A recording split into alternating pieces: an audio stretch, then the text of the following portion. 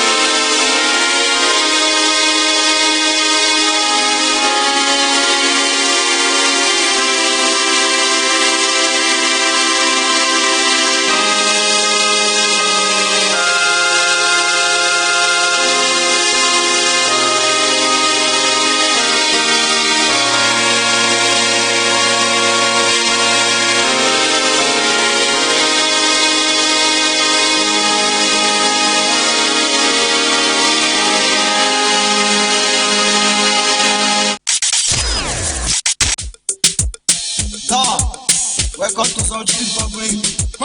Called Gas area or Niger area. No meaning.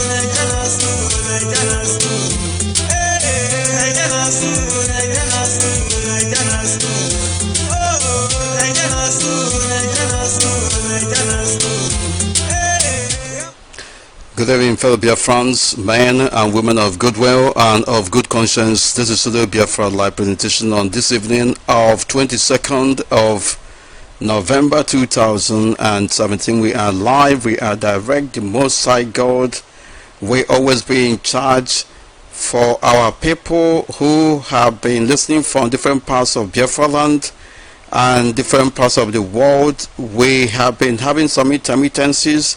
We made an attempt to start earlier, but we were stopped by the non-streaming part of our thing, this platform, and then we had to go back to rectify one or two things. Only people who are behind the scenes will understand what issues are here. I don't know whether anybody is hearing me. If you are hearing me, please let us know. If this reception is not also okay, let us know. Very important that we take into account what is going on this platform.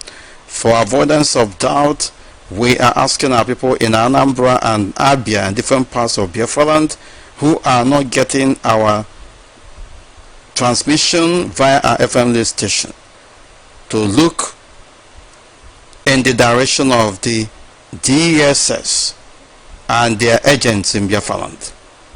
Our FM stations are being compromised. There are coordinators who are being bribed in that contraption called Nigeria, and more importantly in Biafra land. If you are asking questions, ask questions from where you are, not on this platform. Very important.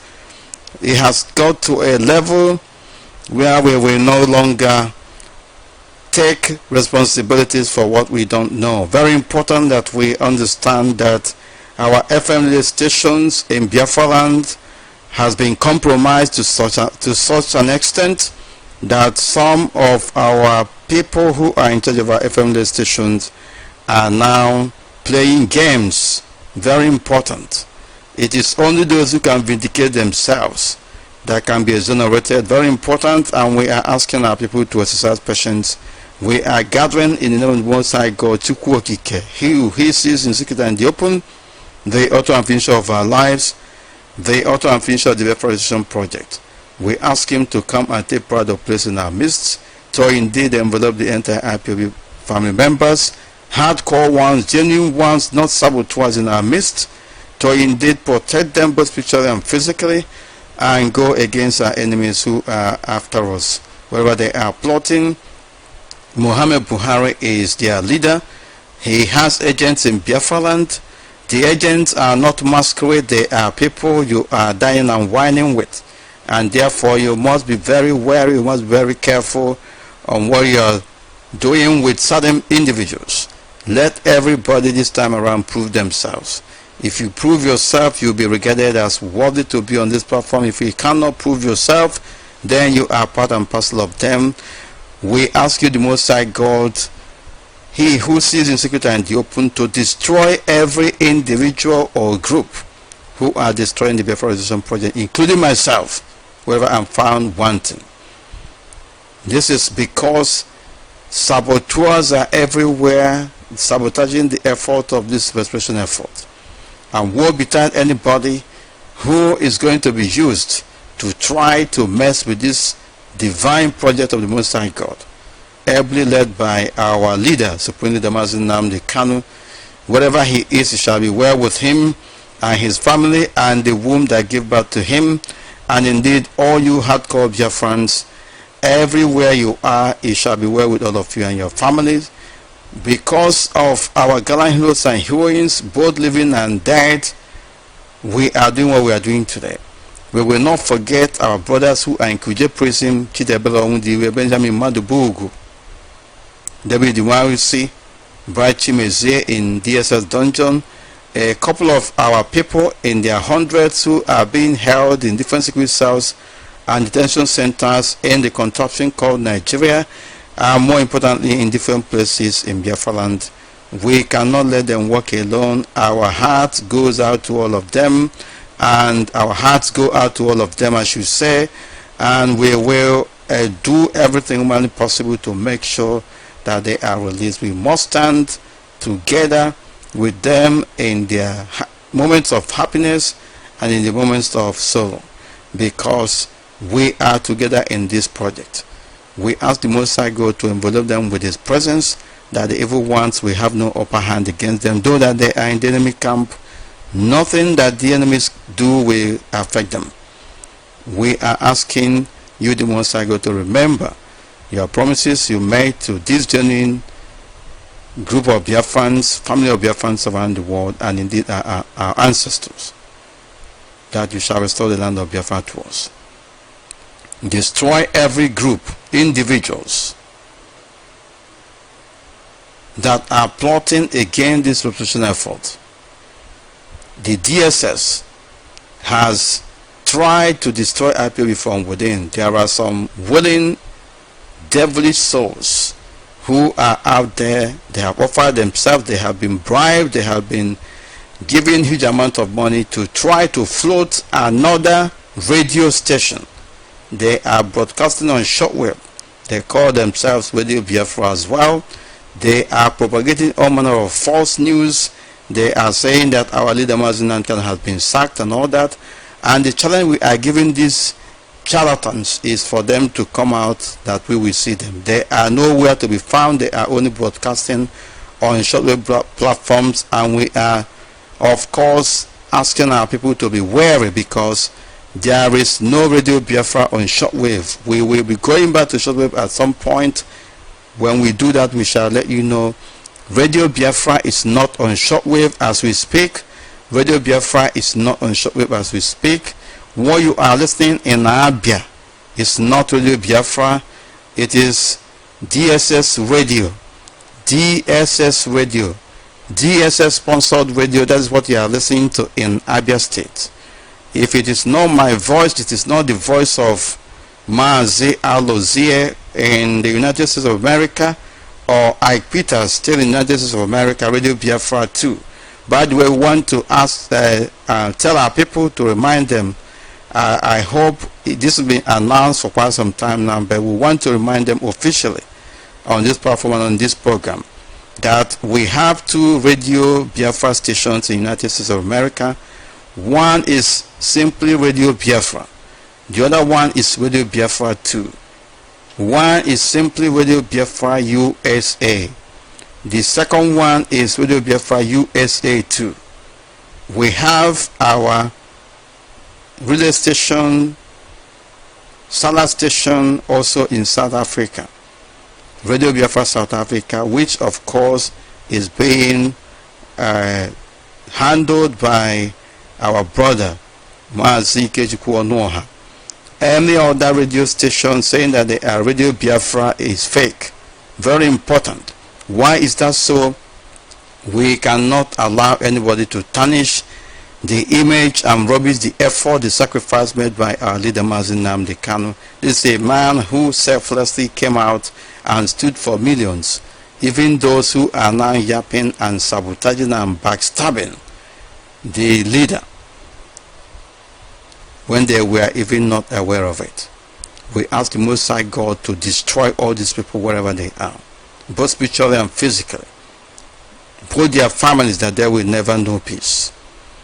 May the evil they are doing go against them. May the evil they have indeed done continue to pursue them, that they will collapse under the weight of it.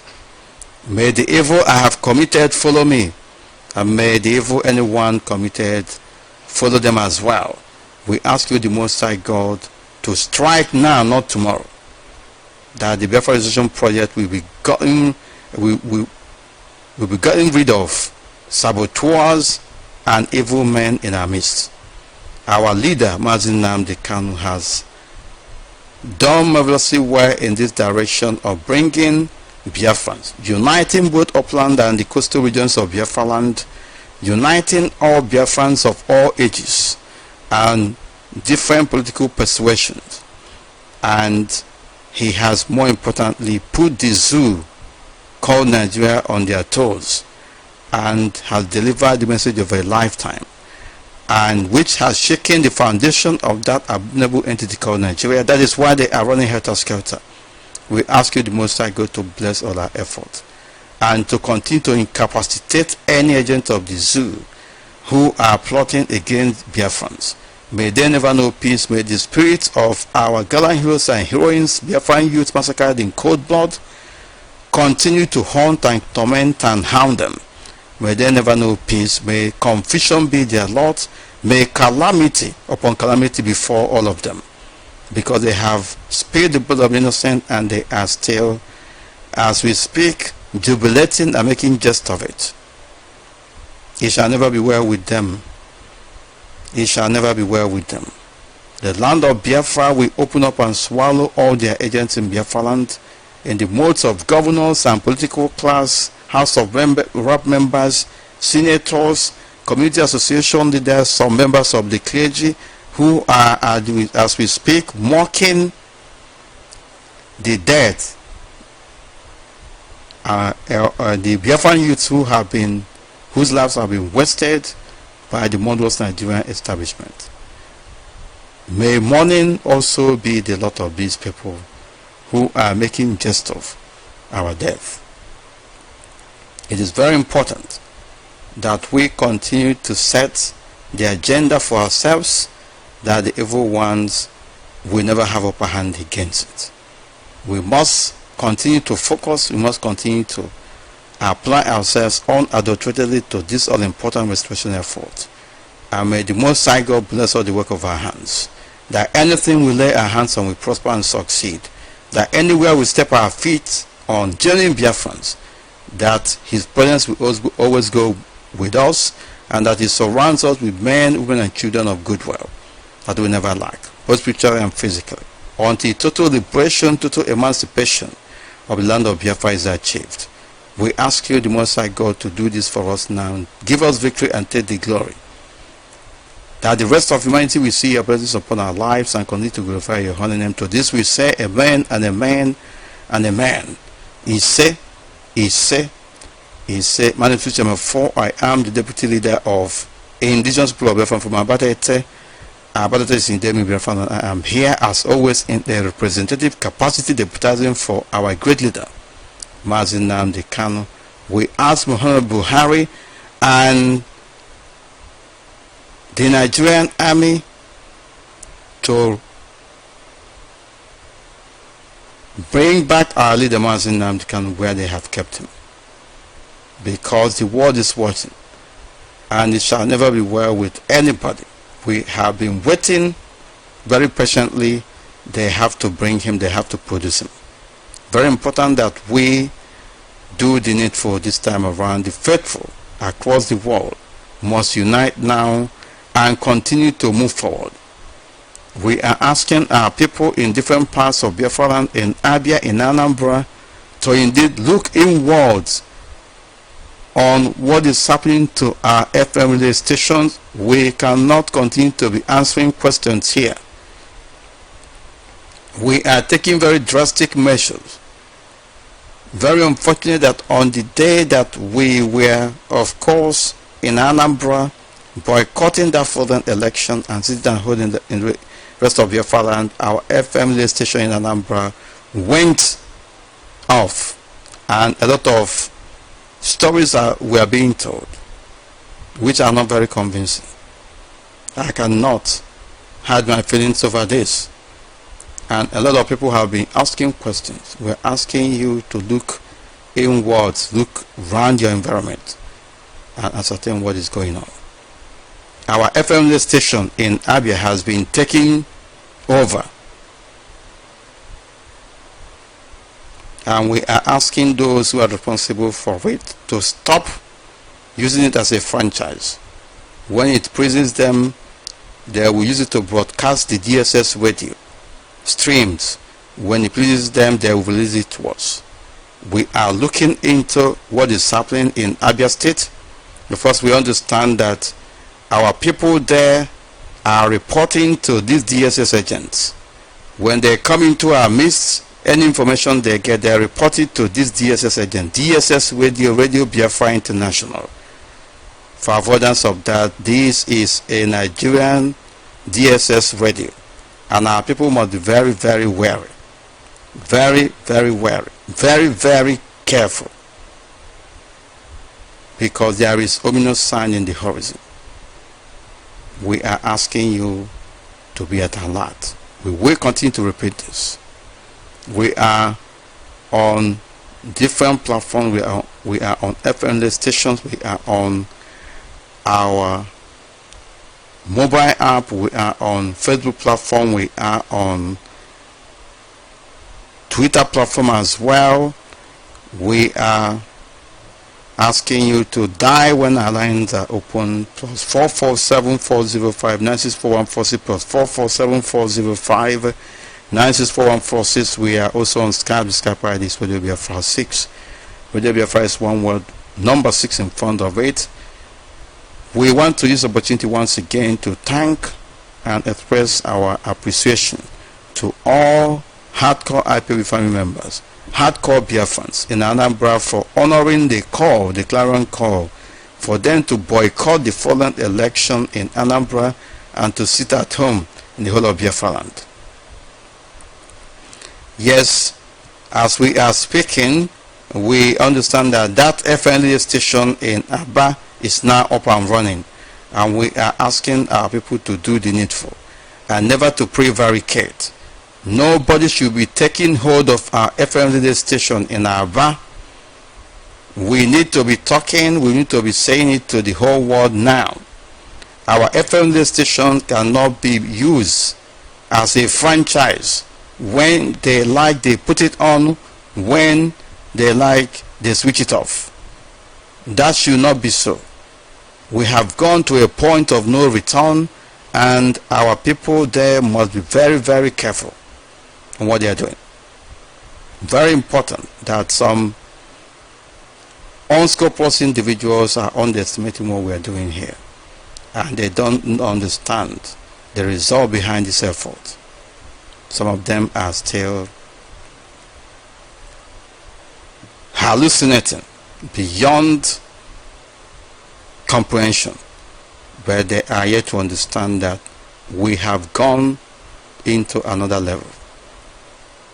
I am joined at this particular point in time by one of the eminent legal minds and who has been regular contribution in this program, Barrister Charles. Can you hear me? Good evening from here. Welcome to good evening.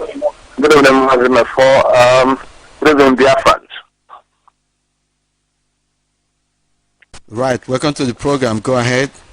Thank you very much. Yes. Good evening, Biafrans and friends of Biafra, and indeed all lovers of justice and good and certainly good conscience and men of good conscience.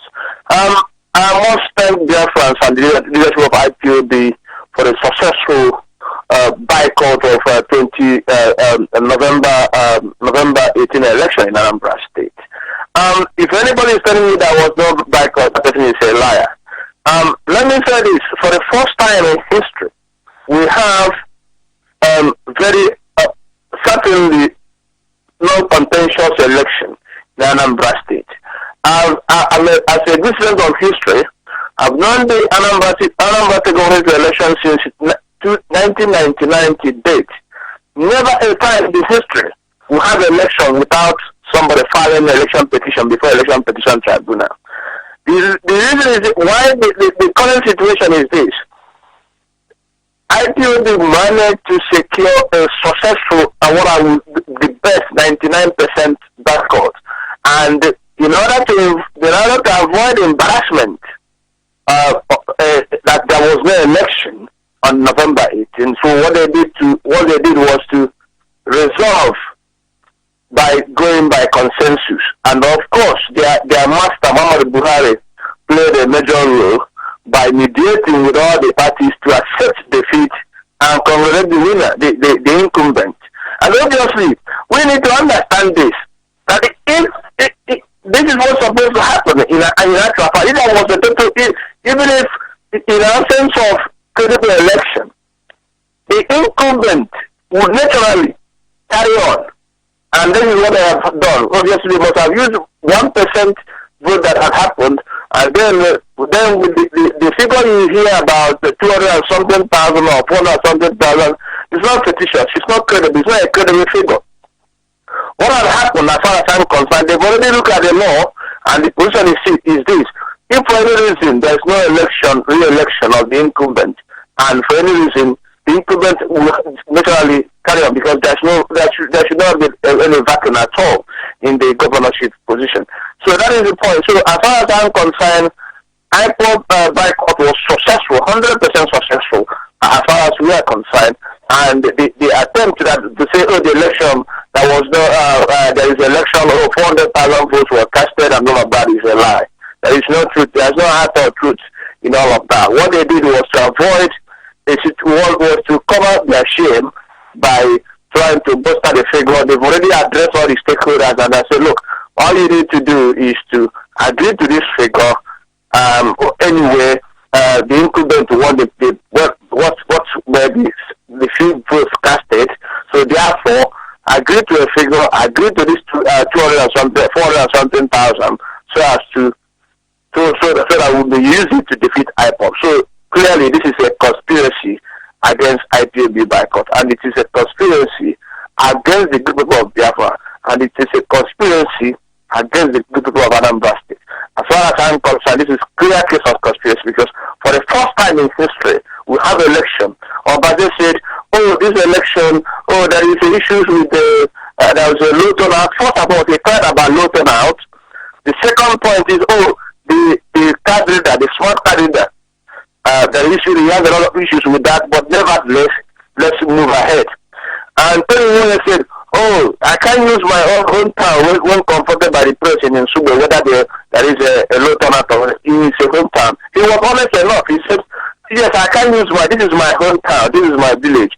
I can't use it to judge other places. But what I understand is there's a low turnout of voters. That's what he said. And then finally, when the game is now up, he then said, there are a lot of issues, but I don't want to go to tribunal. That is the end of it. Of course, if there is a serious candidate that is not part of the conspiracy, that candidate has gone to court, all the person needed to do is to hire a forensic scientist to go to court to start examining the fingerprints, because the accreditation was done by electronic card reader, so that to verify those card readers, to verify the fingerprints. You may be surprised that the number of total vote cards is not 5,000. Because if you look at the earlier reports by Vanguard and some other credible media agencies, it clearly shows you see the elected officials with nobody attending, with nobody to attend to. Apart from a few places, you see in Agreed and some other places, how many instant voters are in Agreed and some of this is. Now, the total vote card is not more than 10,000 or thereabouts. It's not up to that. So at the end of the day, that is a successful boycott of Anambra election. And what they did, without even though they added lies to it, is the incumbent will literally carry on. If there is a for any reason there is no election in a state. Willie Obiano is going down in history as a governor that is ruling over 10,000 people, and then the remaining millions did not vote. It's simple as that. A 10% governor, that's what Willie Obiano is. There were now up to 10,000 people that participated and voted. And just like you have said, there was a gang up, because if they had gone to electoral tribunal, it would have been an open defeat for them, and they want to gang up against IPOB. But we know their game, and we are coming back because we are firmly in control of Biafra land.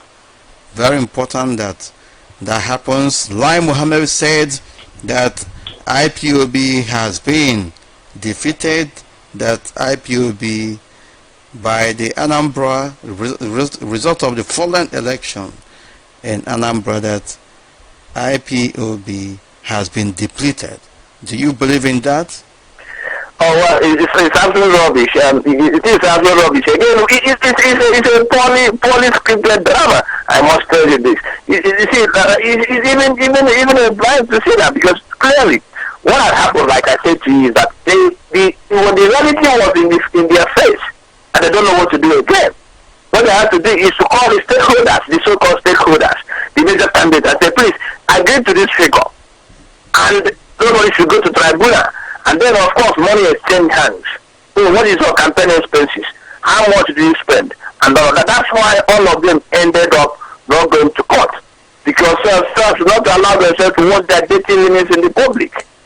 Because assuming somebody who had the courage enough resisted the temptation of the money, campaign expenses for the funds, if any of those had resisted that temptation of campaign expenses for the fund and go to tribunal, it's a very simple thing. Hire a forensic scientist. And their expenses were given back to them. Obviously, that is the game. That is the situation. So many of them, some of them receiving the fund of 2 billion, 3 billion, and all of that campaign expenses, including the last runner-up, which is the last person, which is the PPA candidate. They all refunded their money, and that's why they all went, the process is not good, but I'm not going to tribunal. Oh, the process is not good, but I'm not going to the tribunal. Everyone is complaining about the process, but say they're not going to tribunal. What is happening? Something strange happened. That is the truth. You don't complain about the process, but I'm willing to go to tribunal. So nothing has changed. This has always been the reason why most of them go to tribunal. What has changed? The only change is IPOB. That is it. They always go to tribunal. So they always go to tribunal using one of the smallest excuse going to tribunal. I mean, the last election he was in court saying that his stronghold was excluded from voting, and that's why he's in court. But I'm so many of them. Of course, Barrister, we have a number of headlines here, and I will read those headlines, and we have to analyze it together. And I'll be very fast, and I will crave your indulgence. Very important that we do the needful here. We are warning our people that the DSS, representing the federal government of the contraption called Nigeria, is to launch Radio Biafra International in Aba. Aba 1 is up and running as we speak. In Owerri and in Iguacha, we are still monitoring that of Owerri and Iguacha, but they have launched Radio Biafra International. Radio Biafra International, they call it Radio Biafra. They are broadcasting using different voices, different broadcasters, all in a bid to destroy IPOB from within. And this is a very direct warning, to our people to be wary.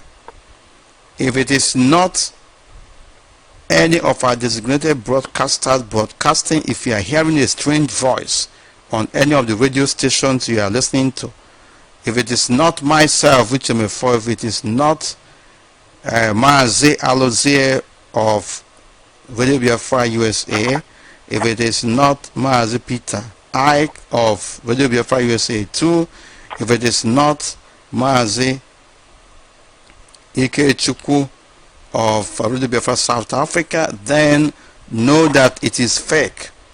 All attempt that they are doing now, they are making now, is to try to destroy Radio Biafra. They have been telling you that our leader Nnamdi Kanu has been sacked, which MFO has been sacked, but you are now hearing my voice. They are faceless. We are not seeing them. Let them come out. They say that IPOB has a new leader, and we are challenging them to come out. They have not been coming out. They are masquerading as different pseudo individuals using different pseudonyms. Barrister, what this is showing you is that this is an orchestrated attack. Right from the day they rigged Anambra election, they wanted to destroy IPOB. There are some individuals and groups who have made themselves available to be used, and it is very important that our people are warned. Just today, like it has been reported, they have launched Radio Biafra International in Abia State. If you have any comment to make, otherwise we are going to move forward. This is a very direct warning. First and foremost, let me condemn the idea of trying to fake Radio Biafra, and let me also condemn the attempt to try to duplicate and IPOB under the leadership of Nnamdi Kanu. If anybody thinks he's man enough or he's strong enough, I don't think there's any harm of that individual setting up his own group and giving it a name that he or she wished to, rather than trying to duplicate somebody's effort or try to thwart somebody's effort. Again, I must say this is the problem. Our people are trying to prove themselves to be so unmanageable and all of that. I don't see the basis of some of the things. You see, this is a clear case of infiltration by the DSS. It is a clear case of infiltration. Let me start by 2 days to Anambra election. The so-called radio announced that the Nnamdi Kanu has been sacked, etc., etc. And that news was great. And why I completely accept that it is DSS sponsored radio, and whoever that is behind that radio is being sponsored by the government. This is the reason is how can any right-thinking human being come up and say that Nnamdi Kanu has been sacked and been replaced by another person? IPOB has new leadership, Radio Biafra has new leadership, and all that. But we haven't seen those people. They went ahead, huge amount of money has been donated and squandered and all that, and no IPOB family member is complaining, and nothing has happened.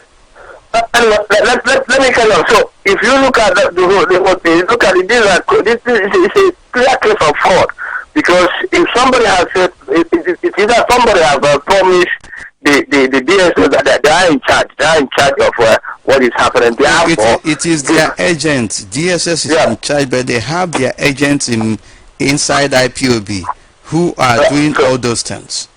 So anyway, what I'm saying is this is completely fraud for somebody to come up and start behaving. Even if unbecoming of an activist to be hovering around like a ghost without body or soul. I mean, it's not good at all. I must advise our members at this time to be cautious, to be at least like you said, they are trying to fake Nnamdi Kanu, they are trying to fake Uche before they are trying to fake anything IPOB. But of course, we not to worry so much, because obviously the moment people are trying to fake you, the moment people are trying to do all the trying to imitate you, that means you are. And so we must remain focused, we must remain steadfast in our. Of course, we are not dwelling. We are trying to tell our people to be very cautious, to be at alert, because times are different. There are so many gullible individuals among us. Some of them are even asking questions already. We are saying this for them to know what is going on. It is evil for anyone to come out at this stage and say there is a new IPOB, taking into account the sacrifice that our leader Nnamdi Kanu has made. That person must be evil. That group of people must be evil, and they are going to fail. They are already failing. But it is also important that our people understand what is going on. We will not, of course, continue on this. We have said it enough. ECOWAS court rubbishes Nigerian government over Nnamdi Kanu.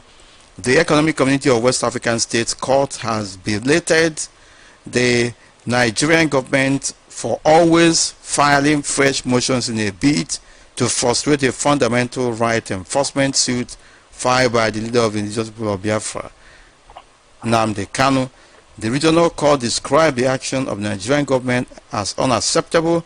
Speaking during the hearing, one of the judges on the three-man panel yesterday, Justice Leone Sal, said they were not in a Nigerian court but an international court, which has a different way, and the process of bringing new documents every day is not allowed here.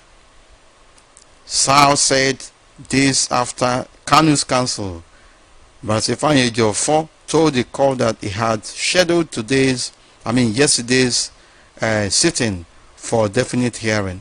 Ejiofor said, however, that 2 days before, my attention was drawn to a new process filed by the federal government challenging the authority of the court to hear the case.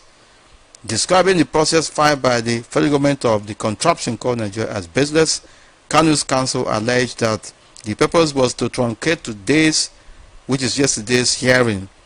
We want the matter to be heard speedily as the court had earlier ordered, but we are sure the federal government do not have any defense for the substantial suit. Hence, the reason they filed this new process to truncate the day's hearing. Ejiofor prayed the court to give them a short date to respond to the application. He also asked the court to award a punitive cost of 10 million naira against the Nigerian government. Reacting to Ejiofor's prayer, federal government's counsel Maimuna Lami Shiru, an assistant director in the Federal Ministry of Justice, said they filed the application because the court had earlier asked for the issue to be addressed when new facts arise. You begin to ask yourself, what is that new fact? Shiro explained that the application filed on November 14 was to bring to the attention of the court that IPOB had been proscribed by the government. Are you following me, barrister? I would say yes. Anywhere they go with this, their crap of proscription of IPOB being a terrorist organization, they are always turned back, and they are in a very deep mess. What's your take on this, barrister? Well, very simple. Did the message of secure the wasted cost of 10 million first? Yes, of course, the court awarded it. Yeah, thank you very much. Now, let me start by saying really the federal government is struggling. You see, they know the authentic IPOB, they know the original IPOB, which is their nightmare. And that will continue to be their nightmare until we restore Biafra. As far as I'm concerned, the submissions by Jofo is right in order. The federal government is clearly wasting the cost time. And it should have asked something more, because we looking at the number of attendances on this case, and you see the federal government always coming up with a new. Again, clearly this is abuse of court process. This is clearly abuse of the court rules. It is fundamentally wrong. I tell you this. You see, this is one problem with Nigeria. This is one problem with the contract from Nigeria. There is no professionalism. There is no independence of practitioners of law. There is no independent bar. Clearly, in a decent country, in a decent society, before you know, there are a number of things you may ask a lawyer to do in this country, and he say to you, no. Notwithstanding the temptation of the fund, notwithstanding the amount, notwithstanding everything. You can ask somebody, oh, do this. He said to you, no. Let's do it properly. There are a number of things, and that is professionalism. But unfortunately, that is not the case. That is why the regional court reminded them that this is not Nigerian court and that there is a process. So you see, they are dancing naked, like they are washing their dirty linens before the regional court. They are exposing the level of rot in the system before the regional court. But thank God for IPOB, thank God for some message for thank God for message for the legal team and others. And other men of conscience who continue to remain on the side of justice in this case. Let's wait and see what they will do. What they do next, so far as the issue of the schedule here is concerned, and equally the money. That money is important. We must get it. The manager must secure that money. It is his client's money. He must secure that. And of course, he also reminded the court that there is need for them to bring that money cash, because if you tell them to pay it the usual way money is transferred, they will never pay it. Oh my! They might even cash. Are you sure they're not going to come with fake currency? Yes, they were required to bring that money in the next court hearing. Okay, that's good. But we are going to wait for another drama, because I know they will tell one or two stories. Okay, definitely there's going to be another drama. And if they fail to pay that money, and they fail to appeal against it, the message of us should please transmit that judgment to the UK here, so that we register it before UK High Court for enforcement, and we enforce it on the Nigeria High Commission, or possibly their house, the Camden Hill house, where the one they call Abuja House. We can place that money on that property there. But the Nigerians try to give reasons why. I mean, ask the court to dismiss your first prayer with respect to that fine, but the court refused. Do they still have any right to appeal against it? No. Definitely he's entitled to a wasted cost. If you have agreed to a proceedings and then the last minute you come forward with a frivolous application, an application that has no merit, then the court is entitled to impose costs on you.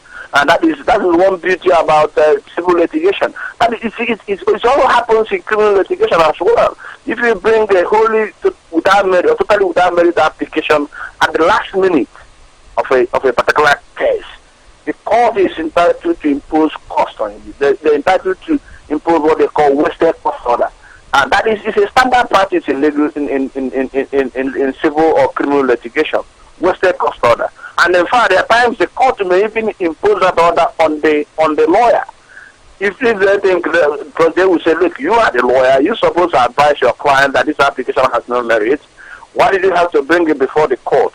Therefore, we are looking at you. You are somebody of a good standing. You have a means.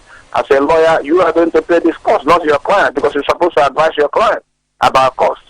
And this is a fundamental right action. Can you enlighten our people on the implications of it? Because once a fundamental right action is filed in a court, it borders on human rights abuses. What the Nigerian government is now doing, this case has dragged on for almost 2 years now. It's going to 3 years. And what the implication is that the perpetrator will continue to violate the human rights of the accused while they continue to postpone it. I also have a very, I disagree with the ECOWAS court because they are also instrumental to postponing, this case. They postponed it for almost 1 year since last year. The same court, and now coming back, Nigerian court is still, the Nigerians are still trying to persuade this court to continue to adjourn and adjourn while the people whose human rights are being violated are still there. Although our leader, Nnamdi Kanu, was released on bail at some point, but he's now with them again. Nobody knows what he's going through or passing through. The implication of, obviously, the point is, look, the court rejecting the applicant that they have no jurisdiction to entertain the matter is a step in the right direction. First and foremost, you see, our case and our struggle will certainly, at one point or the other, end up in the regional court, or will certainly in ICJ, or as it is. Any activities within the regional court or ICJ or any place little bit offshore Nigeria is a good application, it's a good case.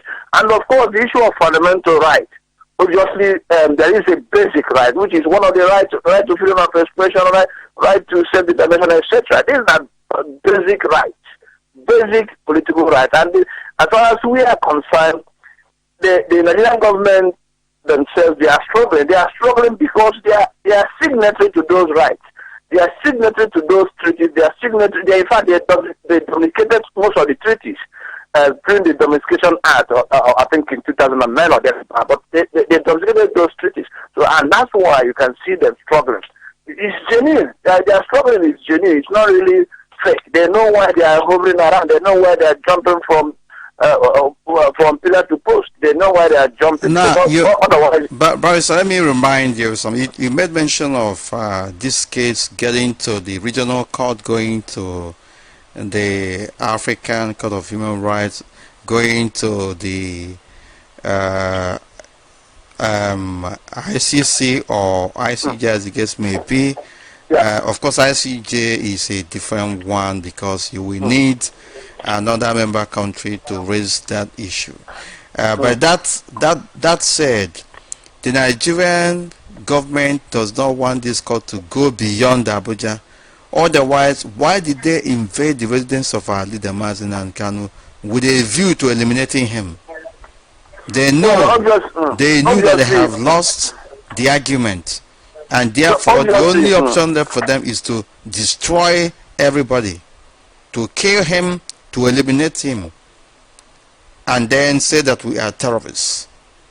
Do you think that that case is going to get up to that point? Because with this their postponement, adjournment, we are still at the High Court. We haven't even gone to Appeal Court. We haven't even gone to the Supreme Court. And you can now begin to calculate how many years this is going to take. Unbelievable.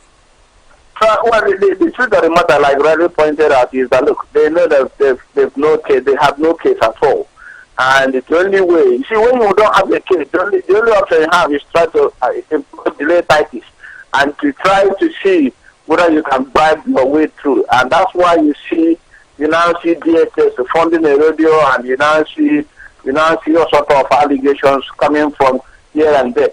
If they said, if somebody said, "Oh, we've sacked Nnamdi Kanu and the new leader," I'm not the new leader, and they let the new leader to replace Nnamdi Kanu. They mentioned a name, but the person is in hiding. Why is he hiding? We don't know their faces. So what the individual needs to do is to go and replace Nnamdi Kanu in the prison, because or whatever Nnamdi Kanu is. Because it's not really about taking over the position of Nnamdi Kanu. It is also about taking over this responsibility that attached to that position. You don't just say, I'm a leader of Ipob, and then you just go and then you sit at the comfort of your home to be a leader of Ipob. If you want to take over the leadership of Ipob, you should also take the responsibility attached to that leadership. Of course, that is a very direct challenge to all these backstabbers and the agents of DSS in our midst. Let them come up and declare their stance. We want to see them, but they are hiding. It's not enough for me, man, Jonathan, to say, I'm not the leader of Ipob at the comfort of my home. No, if I want to do that, you should go and take responsibility of what Nnamdi Kanu is going through. Do you think it's funny for him to allow his house to be raided, for his house to be turned to slaughterhouse, and for him to have been in detention unlawfully for 18 months? Leadership goes with responsibility. Some people want a leadership without responsibility. I don't think it's right. If you think that is the case, if you think you want to be leader of Ipob, just go and take over leadership and also take the responsibility that is attached to it. Leadership is not without responsibility. And some people want to be leader without responsibility. And unfortunately, that is not the case. If you want to take over the leadership of Ipob, then of course you need to take over the responsibility as well. Of course, but as you can see, these are a group of dark souls who are bent on trying to destroy IPOB from within, but they have failed. And it is the responsibility of each and every one of us to remain focused, never to be distracted. We shall continue to implement our agenda without looking back. We promise our people a number of things. The boycott of Anambra election on 18th of November 2017 and the subsequent sit at home was a mock referendum for our people, and at the appropriate time and very soon, of course, we shall be announcing to our people what we promise, a date for referendum. But that is not on this program, but very soon and very imminent we shall be coming back to our people after due consultation. Very important that they understand this. There was a woman, a lady, that was seen on the internet. She sent, or rather she snapped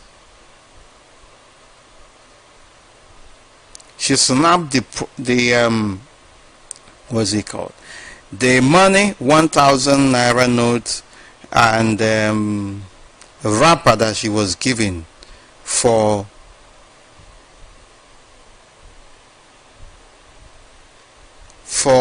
participating in Anambra election. And we are going to look into it. Very important, very, very important. We are going to look at it in no time. We must keep publishing the fake figures of Anambra badly rigged election, and we are not going back. They are running helter-skelter as we speak. Lai Mohammed has said, like we have treated that Anambra election has diminished IPOB, and we have dealt with it but different news platforms are also reporting different versions of it. This is a man who has given in to shameless conduct of transforming the so-called Ministry of Information that is heading into a fake news platform. Every department of Nigerian government now is embarking on fake news propagation, and the world is looking in amazement. Anywhere they go, they are looked at with disdain, and it is not for us to tell people how they are going to feel. Our duty here is to say the way it is and to give out the figures as they are.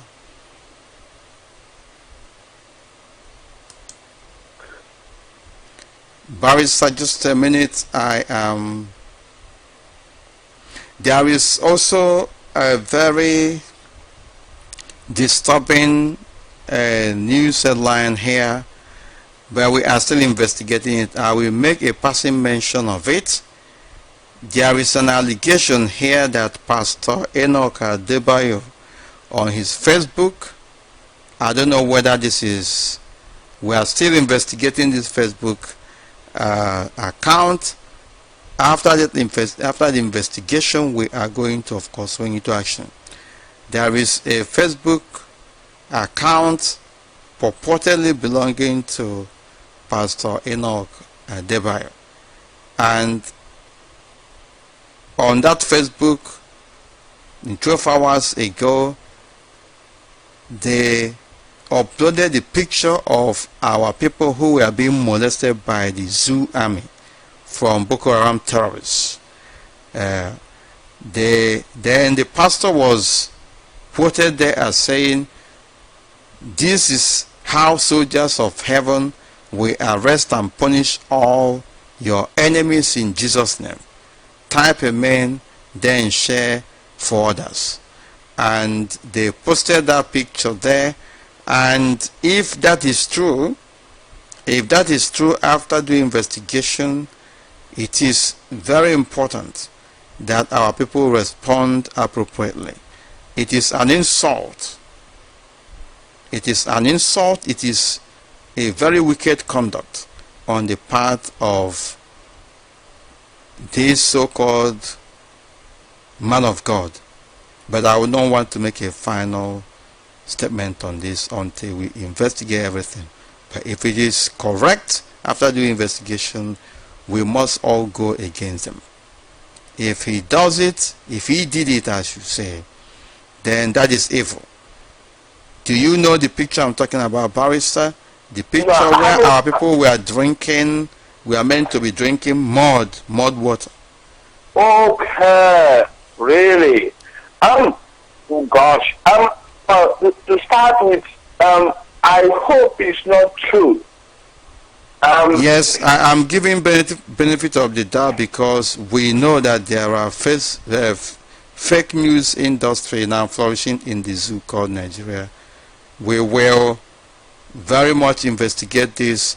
What we are saying is this: if it is true, then we must go frontal with these people, with these so-called men of God, because evil is evil. Evil is evil. They are using these young men as guinea pig experiments. I don't know what they are calling our people.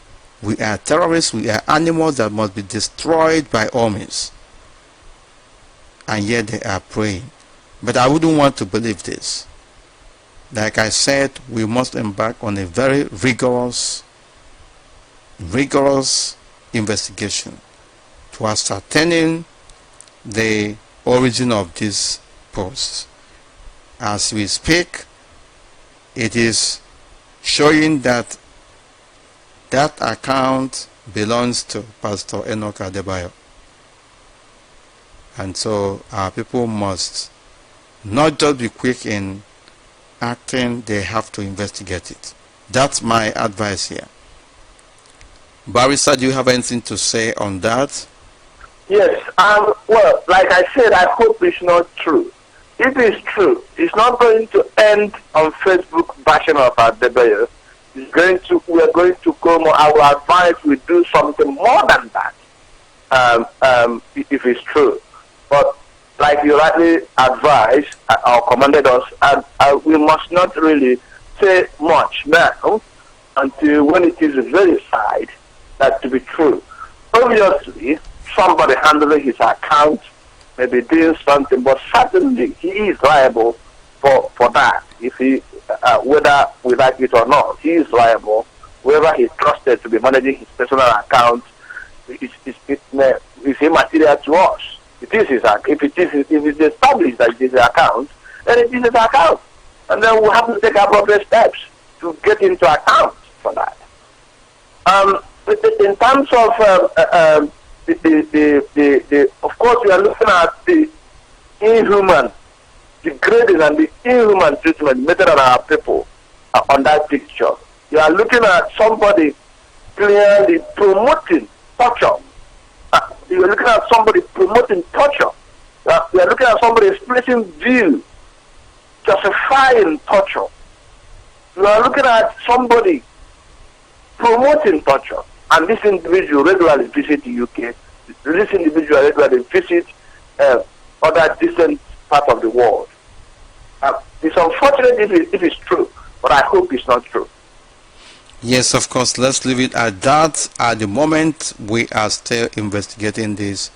And like you say, if it is true, we must follow it up with every amount of ferocity.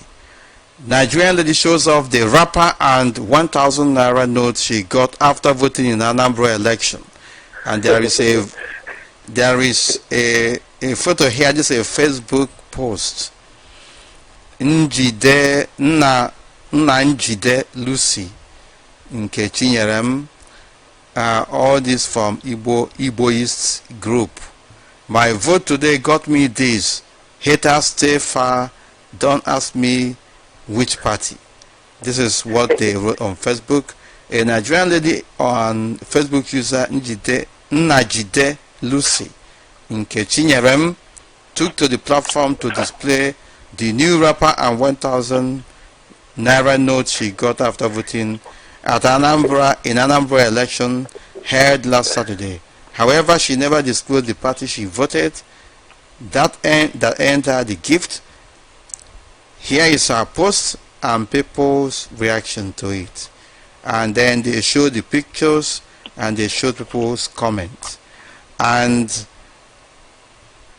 in addition to this, we were all witnesses to all the fraudulent activities being exposed on the internet as that voting was going on. There was an elderly man who was at one polling center, and I'm very sure that all these things, all these devilish conduct, criminal conduct were duplicated in other places. He was sitting down and people were going there to take money from him. People who were rented to come and vote, each and every one of them was going in town, taking their own money and then going to vote. There was also a video where people were being allowed to vote up to 3 times. They were giving voters card. After voting, they will vote again and they will vote again. All these things were captured in video and at a polling station. It is not a fake, it's not a stage managed one, but everything was shown on the video. And there is incontrovertible evidence that it took place in different other places. And then there is also the third aspect of it.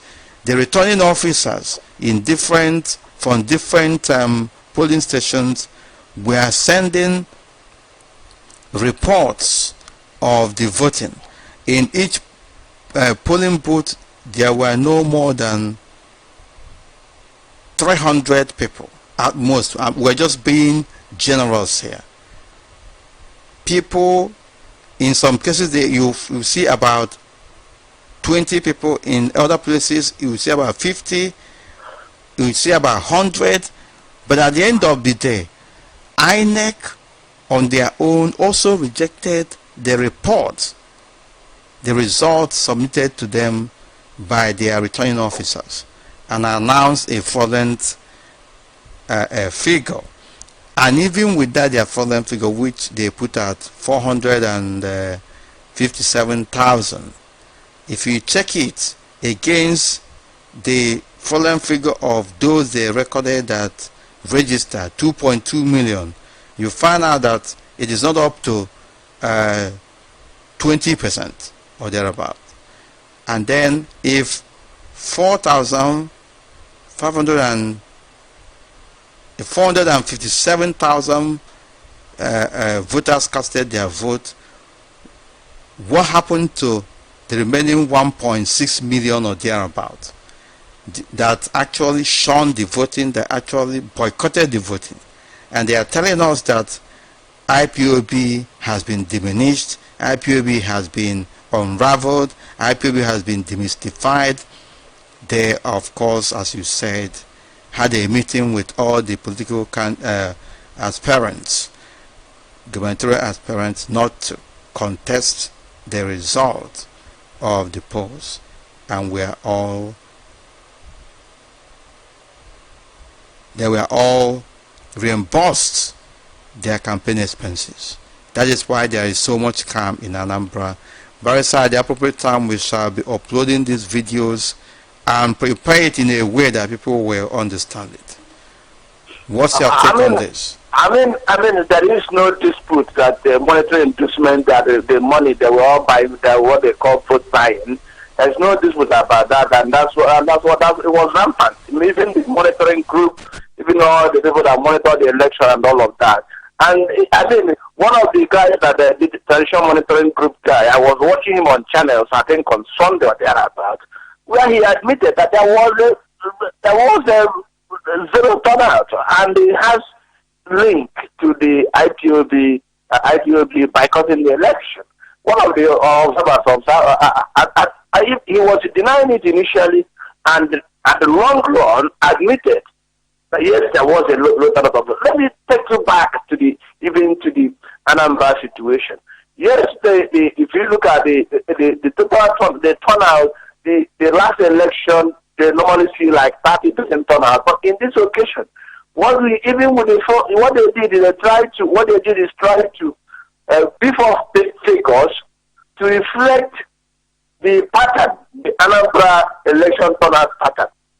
That's what they did by taking it at 400-something thousand, which is the usual figure, and then tell other contestants, please don't challenge this. If you challenge it, you are having IPOB more, because the moment you challenge it and go to court and expose the massive fingerprinting and including the fictitious figure they put together, because obviously that figure you are seeing there may not match with the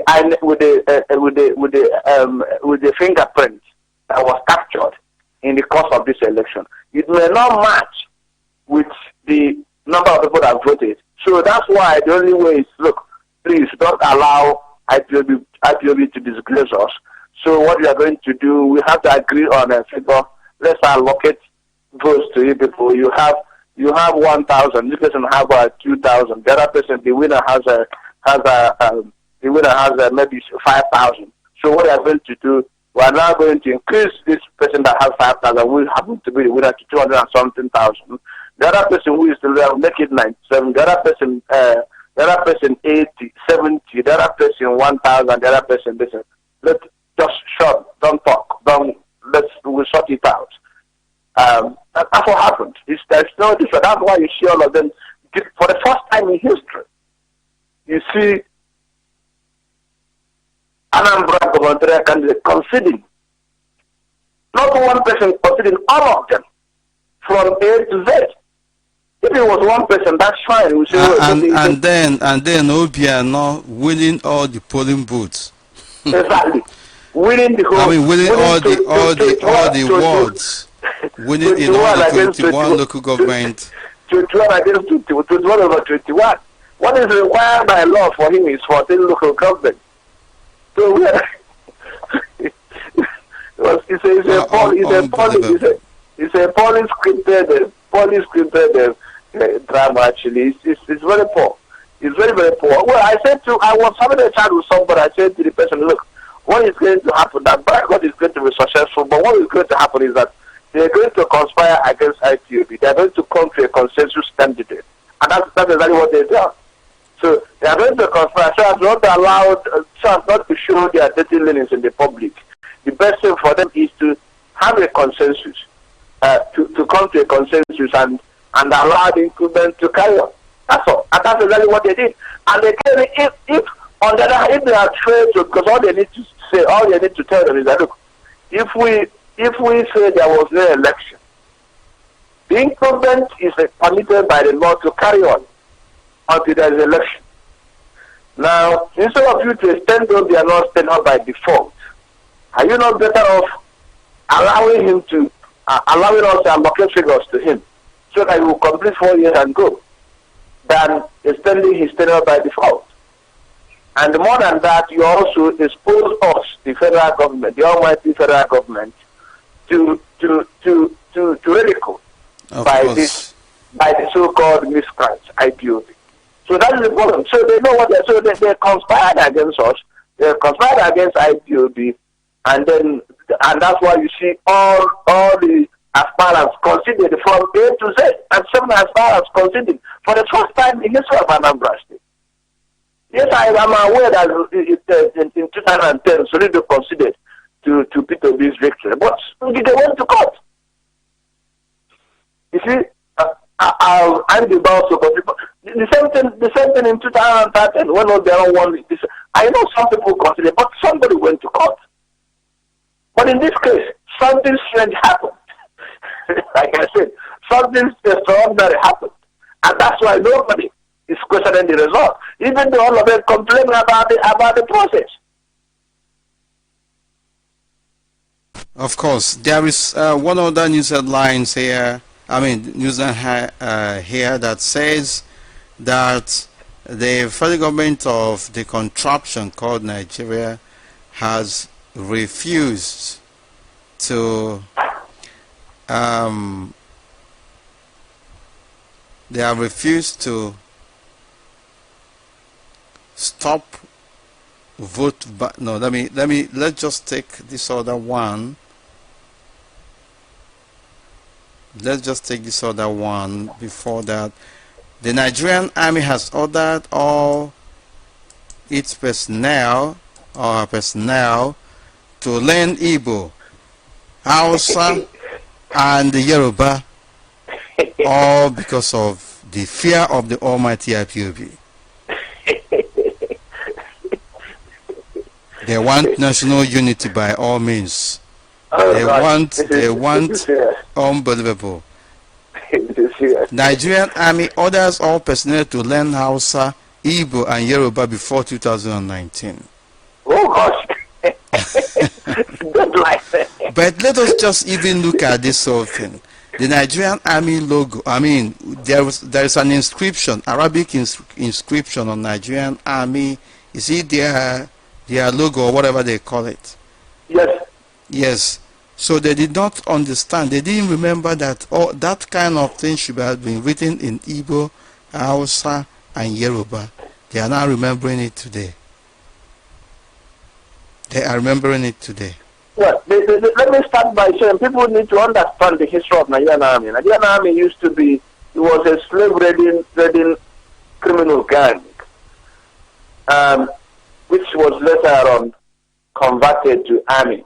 And that's why Nigerian army, the so-called Nigerian army, is older than the Nigeria itself. Nigerian army sometime ago celebrated 150 years of existence. And it started with criminal gang. They were using the Arabs. The Ottoman Empire was using them to raid slaves. Barrister, sorry, can I crave your indulgence?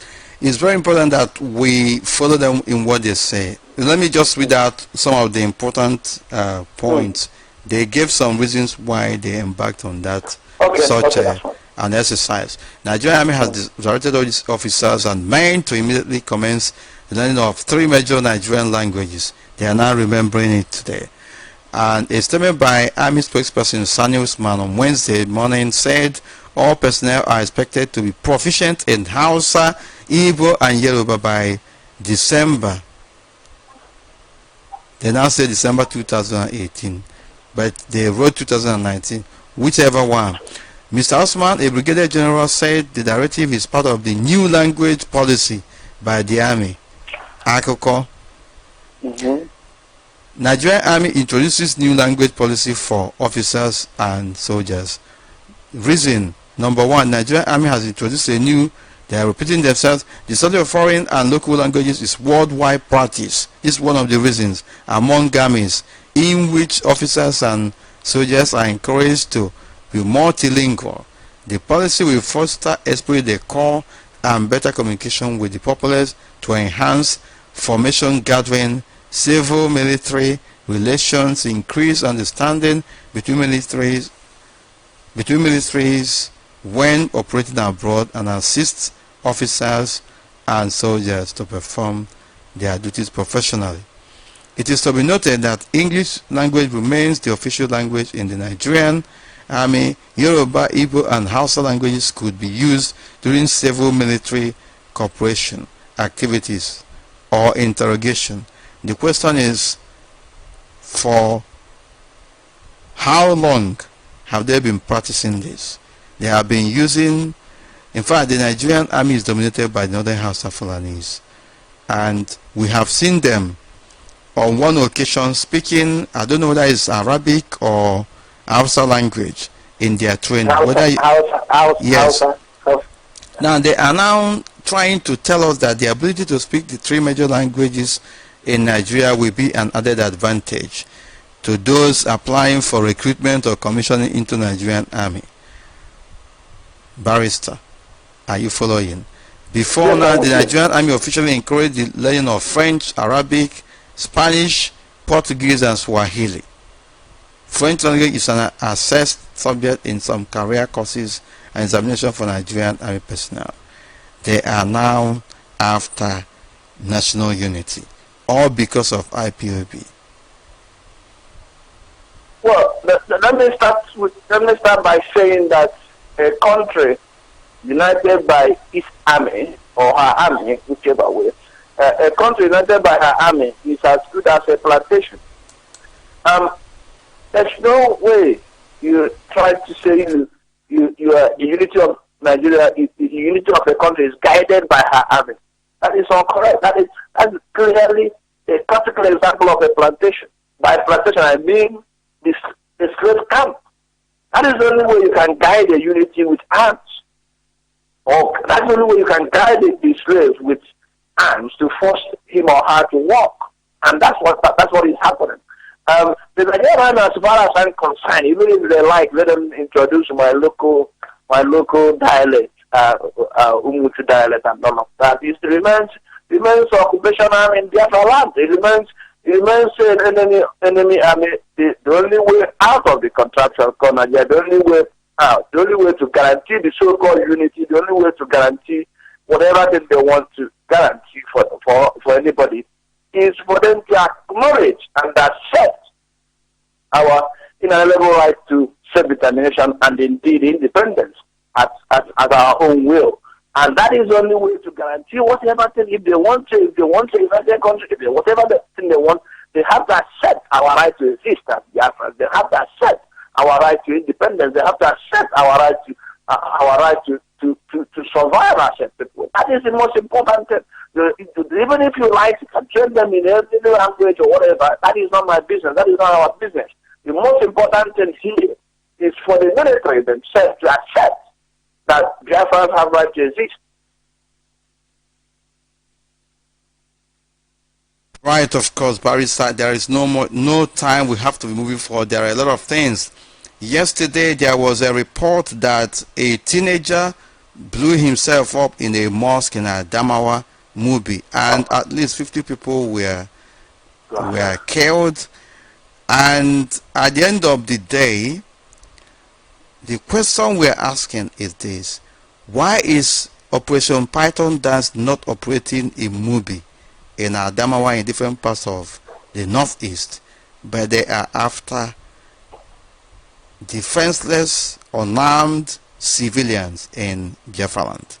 They transferred, or rather they deployed all the heavy military equipment during the so-called election.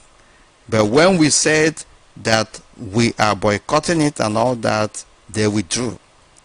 All this while they have been killing and maiming and spilling the blood of innocent Biafrans, but they were not very courageous in confronting Boko Haram terrorists.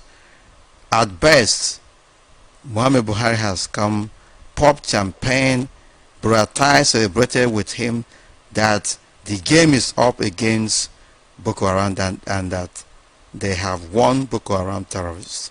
But the truth about it is that these people are the people encouraging it.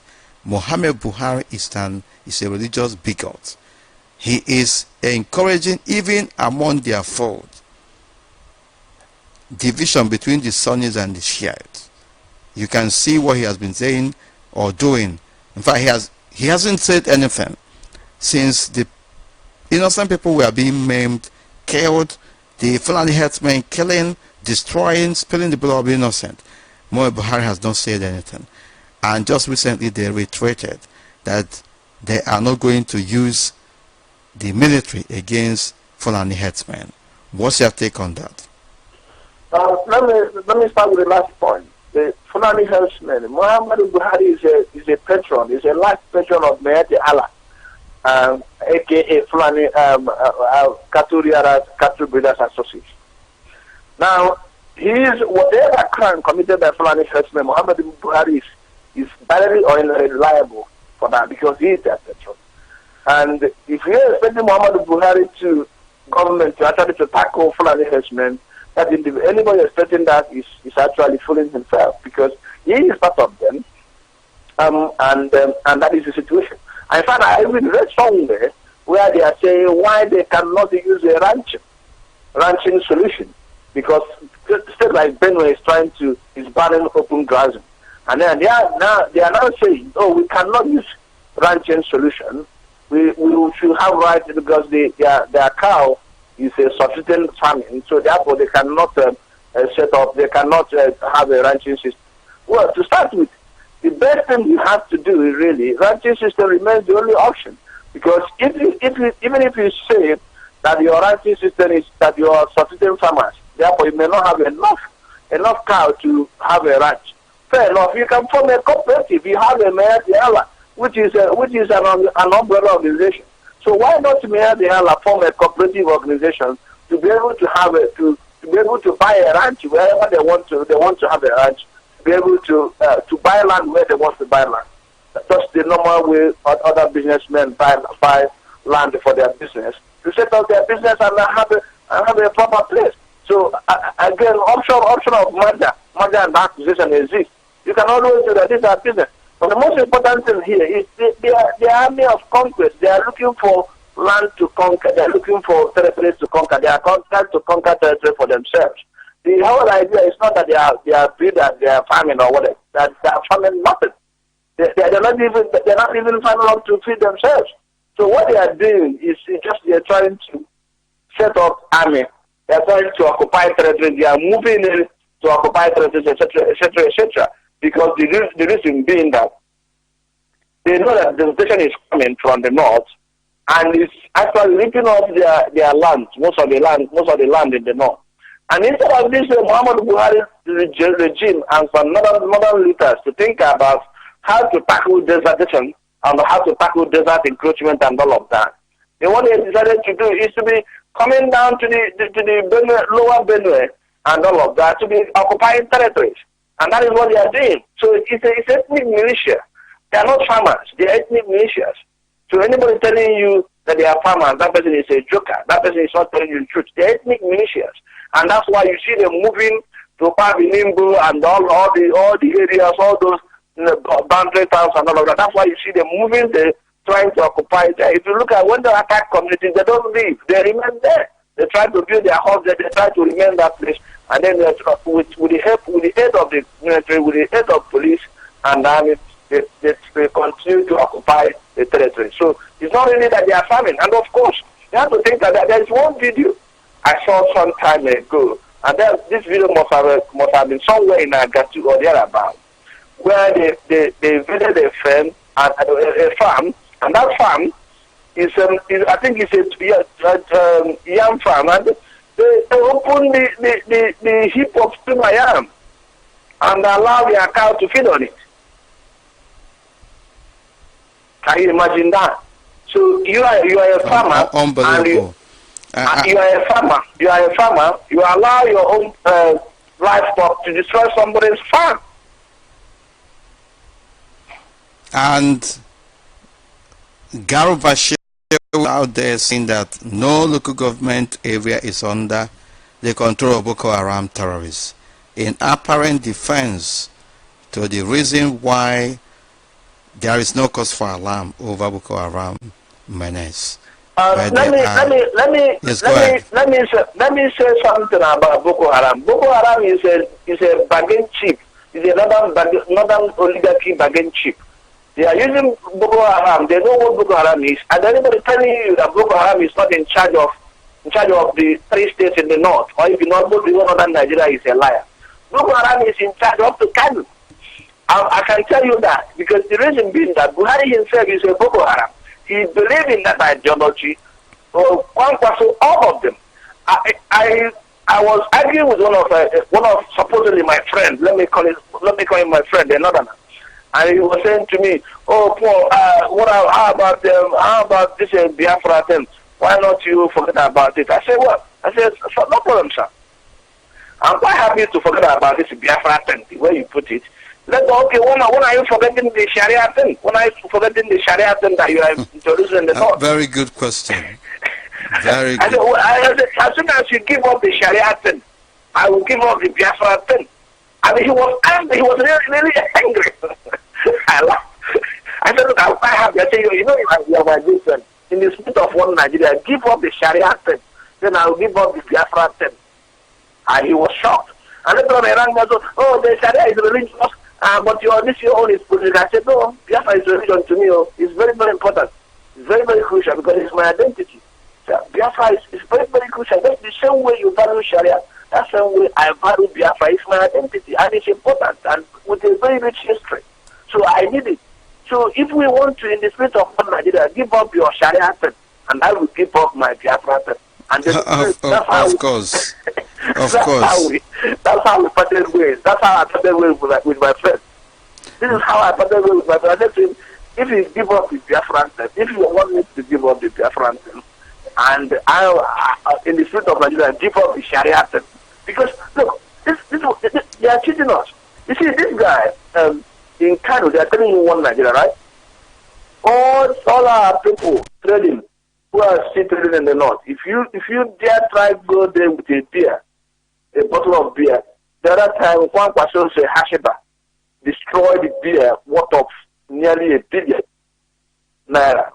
They arrested the truck in the same country that you call one country, one Nigeria, one indivisible Nigeria. In the same country, the goods produced in the same country was destroyed. We are destroyed in the same country. What are you talking about?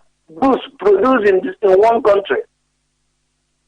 You know, we are destroyed in the same country. It's not an imported beer, it's not an imported goods or anything, but beer and some other items just moved from eastern part of Nigeria to the northern part of Nigeria. We are destroyed in the name of Sharia.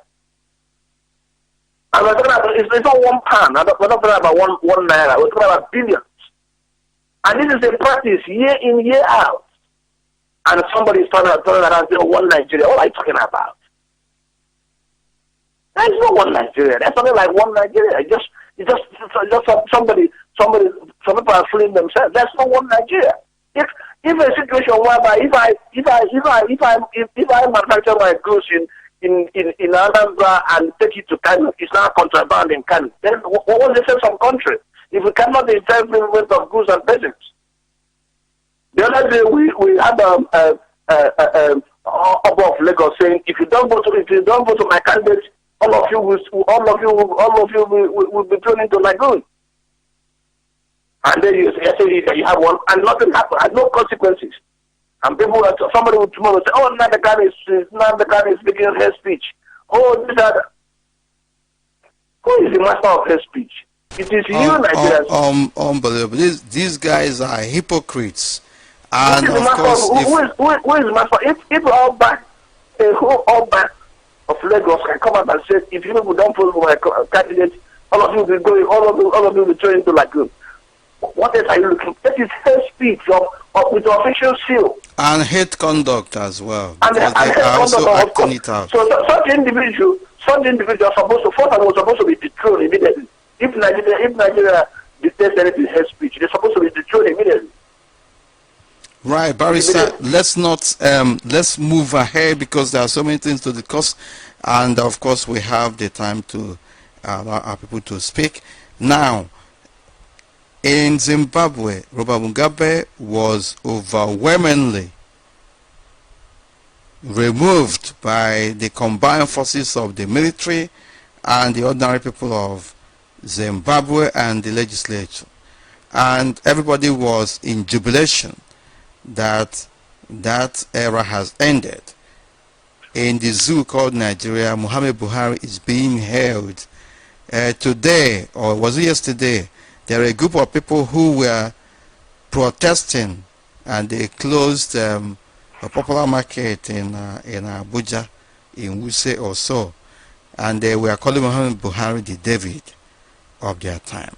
Some people are saying he must contest in 2019. If it was in other African countries, people will act reasonably. In Zimbabwe, for instance, the new president, Emerson Mnangagwa, I don't know how to pronounce it, but that's it, was sworn in today. And people were jubilating. In the zoo called Nigeria, Muhammad Buhari is being held, even when it is very obvious that this man has no more vision. He is an ethnic bigot, he is a religious bigot, he is an genocidist, a terrorist in charge.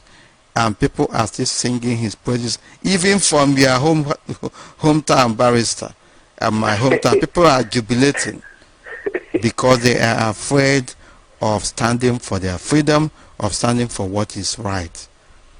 When are we going to indeed find our bearing? If not well, now. Let me start by saying that it is good that our friend Muhammad Buhari is returned. It is even good that he's returned, that he ruled Nigeria, then ruled Nigeria for life.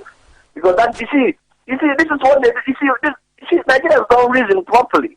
That's the problem. They don't reason properly. It is even good that he's returned for life president. So far as I'm going to, my interest really is to have Biafra, to restore Biafra simple. So whatever, if they want, Buhari can rule them forever. That is none of my business, because at the end of the day, leadership is not just about provision of water or provision of good road, etc., etc. Again, in the case of Muhammad Buhari, I'm yet to see the good road, I'm yet to see the good water, I'm yet to see potable water. But is good roads and water, I mean, are they actually what to use in measuring achievement? Because Exactly. these things are the entitlements of people. When politicians come, Muhammad Buhari has come and promised the so-called greedy Igbo politicians that there are infrastructural facilities earmarked to be developed in the so-called Southeast. He mentioned road. He mentioned second bridge across the Nigeria, and they were jubilating. The problem is, see, what people don't know that Muhammadu Buhari is in his third year in office. This is his third year, third budget. By next year, it's going to be his final year in office. So he didn't remember you in the 2015 supplementary budget.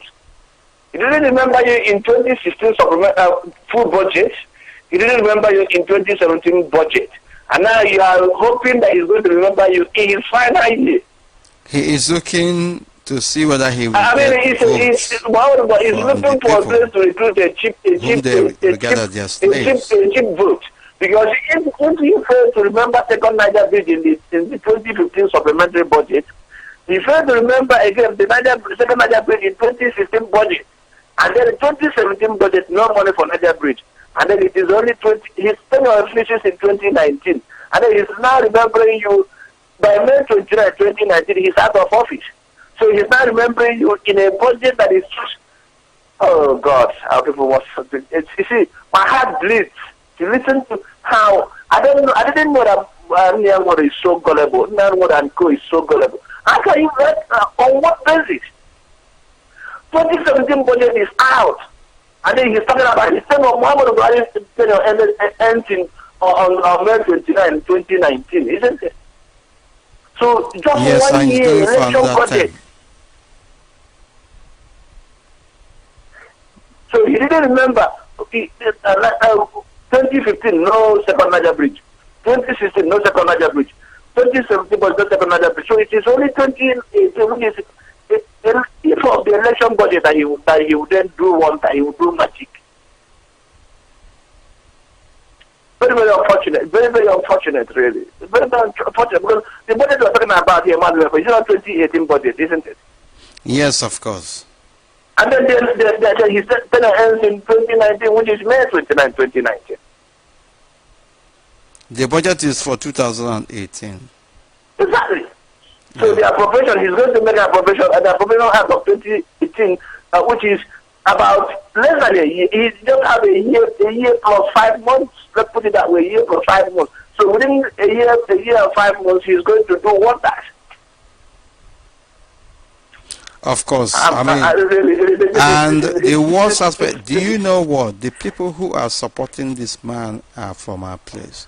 They are the architects of all the evil being perpetrated. It's unfortunate. It's really unfortunate. And you are looking at it. You are looking at somebody. You are looking at the atrocities that have so far committed in Biafra land, from the hinterland to the coastal region. You look at all the atrocities. Okay. If you go further. Within 1 year of assumption of office, he traveled to Ogoni and talk about Ogoni clean up. He's going to clean Ogoni. Wow! Up to today, nothing is happening in Ogoni. Up to today, as we speak, nothing is happening in Ogoni. Then our own Ogoni now is second Niger bridge, and possibly Enugu Expressway, and maybe Enugu Port Harcourt. So what he's going to do is going to, obviously by 2019, he will try to patch those roads with a view that then with second, and then he will try to rig himself in, write result for himself, and then go back to 2019. But the point is, what my anger is somebody coming, Buhari has promised us. That's why when Nnamdi was near what the return and Buhari has given us assurance. Assurance of what? Assurance to do what? Assurance to include something in 2018 but the election year budget. Campaign. This is campaign. 2018 is campaign. And never started his campaign actually. Unbelievable, Barrister. Next year is campaign. Anybody telling you anything, because the election is going to happen in April 2019. And there is a news headline here that says, elect candidates who will go for the unity of Nigeria and not the candidate that will divide the zoo. Why are they afraid in 2019? They are worried. I know. Obviously, they are just worried. Obviously, they are worried. The fear of IPOB factor, and they are saying that we are no more. So national unity. See, national unity is not something of very important. It's not a very important question to be addressed in a campaign. Well, that's good, because I mean, looking at the situation here, if anybody, again, looking at the Anambra election, if anybody is telling you IPOB is irrelevant or IPO has been demolished, as the lie Mohammed put it, then that is it. Lie is not a good information minister. Lie is a propagandist. So he's supposed to be presidential spokesperson or party spokesperson. He's not really supposed to be in government to be making an official declaration or official comment. Because if you look at it, what he said is actually in direct conflict with the reality on ground. Let me start with the debate by the aspirants. I watched the debate. All the 5 major aspirants acknowledge IPOB as a de facto group. They accept that IPOB is formidable. All of them. from the PDP candidate to APC candidate to even the drunken master, Agoka Obiano, and even Godwin Ezemo, and all of they all acknowledge that IPOB exists and is a formidable force. But it is in open debate. Now, how can you then come and lie Mohammed come out overnight and say IPOB has been demolished? But you see, the apparents are trying to appease IPOB in a national, in open debate. We all watch it. We all watch their apparents appeasing, trying to do everything not to offend IPOB in their comments. What else are you expecting from us? What else are you expecting? When you see apparents for certain positions, it's now being critical, not to say something that will offend them. What else do you expect? I watch all the debates. I mean, you must have seen me many times. I watch the debates to see what is happening. And you see, when the apparents are trying to avoid clashing with IPOB, that tells you that IPOB is a force to reckon with. Of course, Barrister, So talking about Lai Mohammed sitting in Abuja to be dishing out rubbish is rubbish. It's nonsense, because obviously looking at this is the same man that told us that Tukaram had been technically defeated. And the moment he said it, Mohammed Buhari carried it, and every other person within the government carried it. Technically, that's the word that they've all been using for the past 3 years now. That's what they are using. This government is in 3rd year, and Boko Haram is yet to be defeated. And nobody is talking about that. Boko Haram is still killing people. And you are using the word technically defeated. Technically, what do you mean technically defeated? Is it that you've defeated them or you have not?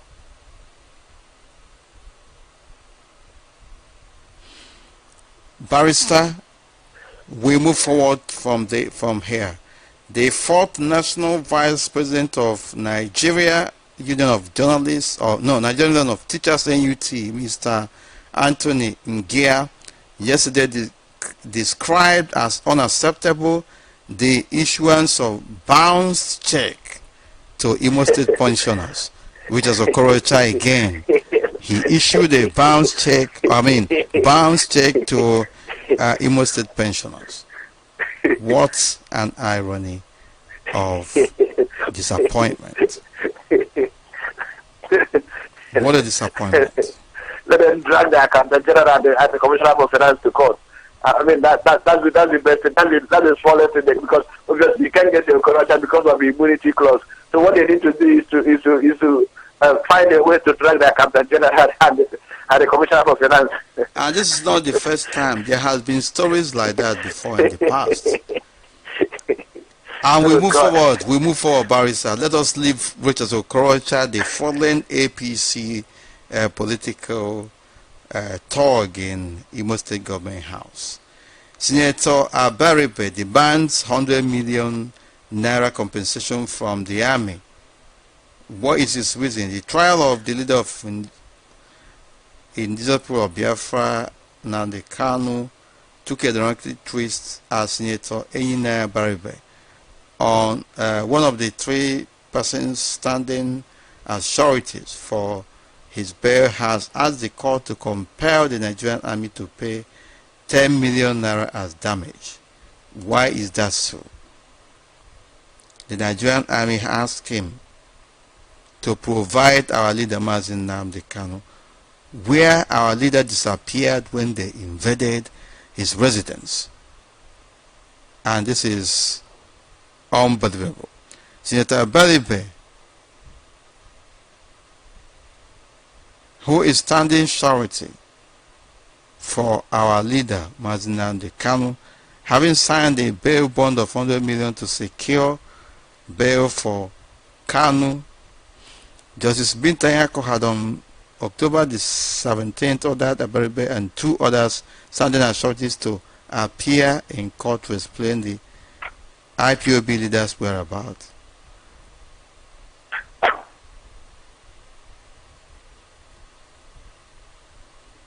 Senator Abaribe made an important submission when, before Nnamdi Kanu was granted bail, he was not a terrorist. But after he was granted bail, he became a terrorist. And it was in the circumstances of the Nigerian army invading and in a very murderous mood to destroy, to kill, and wipe out anybody in that compound, that Nnamdi Kanu became a terrorist. And they were responsible for the disappearance of our leader, Nnamdi Kanu. Now they are asking the authorities to provide him.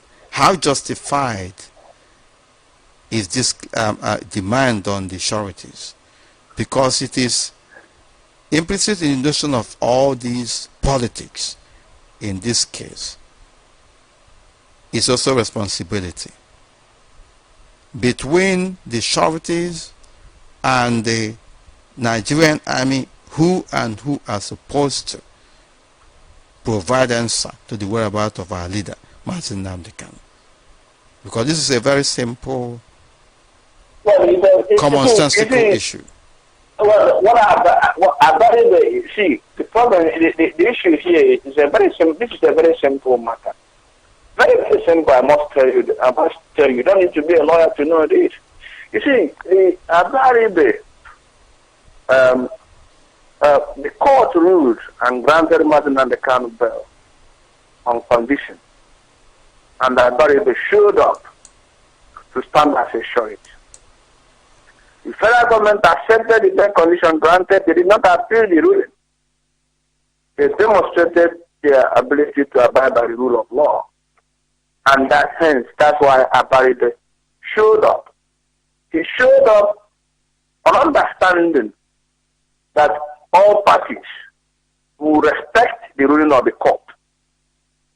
Now, what we are seeing is a situation whereby the federal government taking laws into their hands and invading the Nnamdi Kanu's house.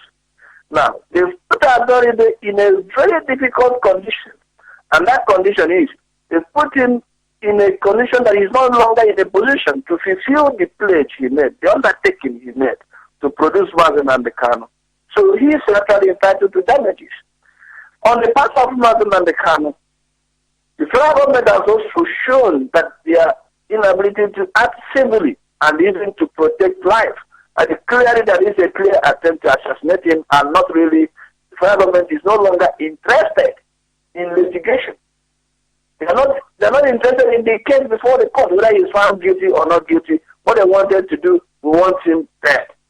Now, without any shadow of doubt, Nnamdi Kanu is no longer alive. In fact, I'll be happier.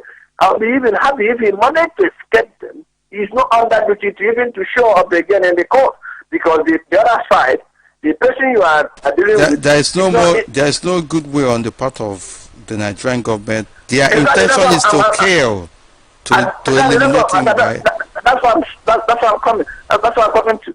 So it is immaterial. So if by God's grace, Nnamdi Kanu wanted to escape the assassination attempt, he's not under obligation to attend the court hearing, because the other side have shown that they are not interested in rule of law. They have no other option than to provide him.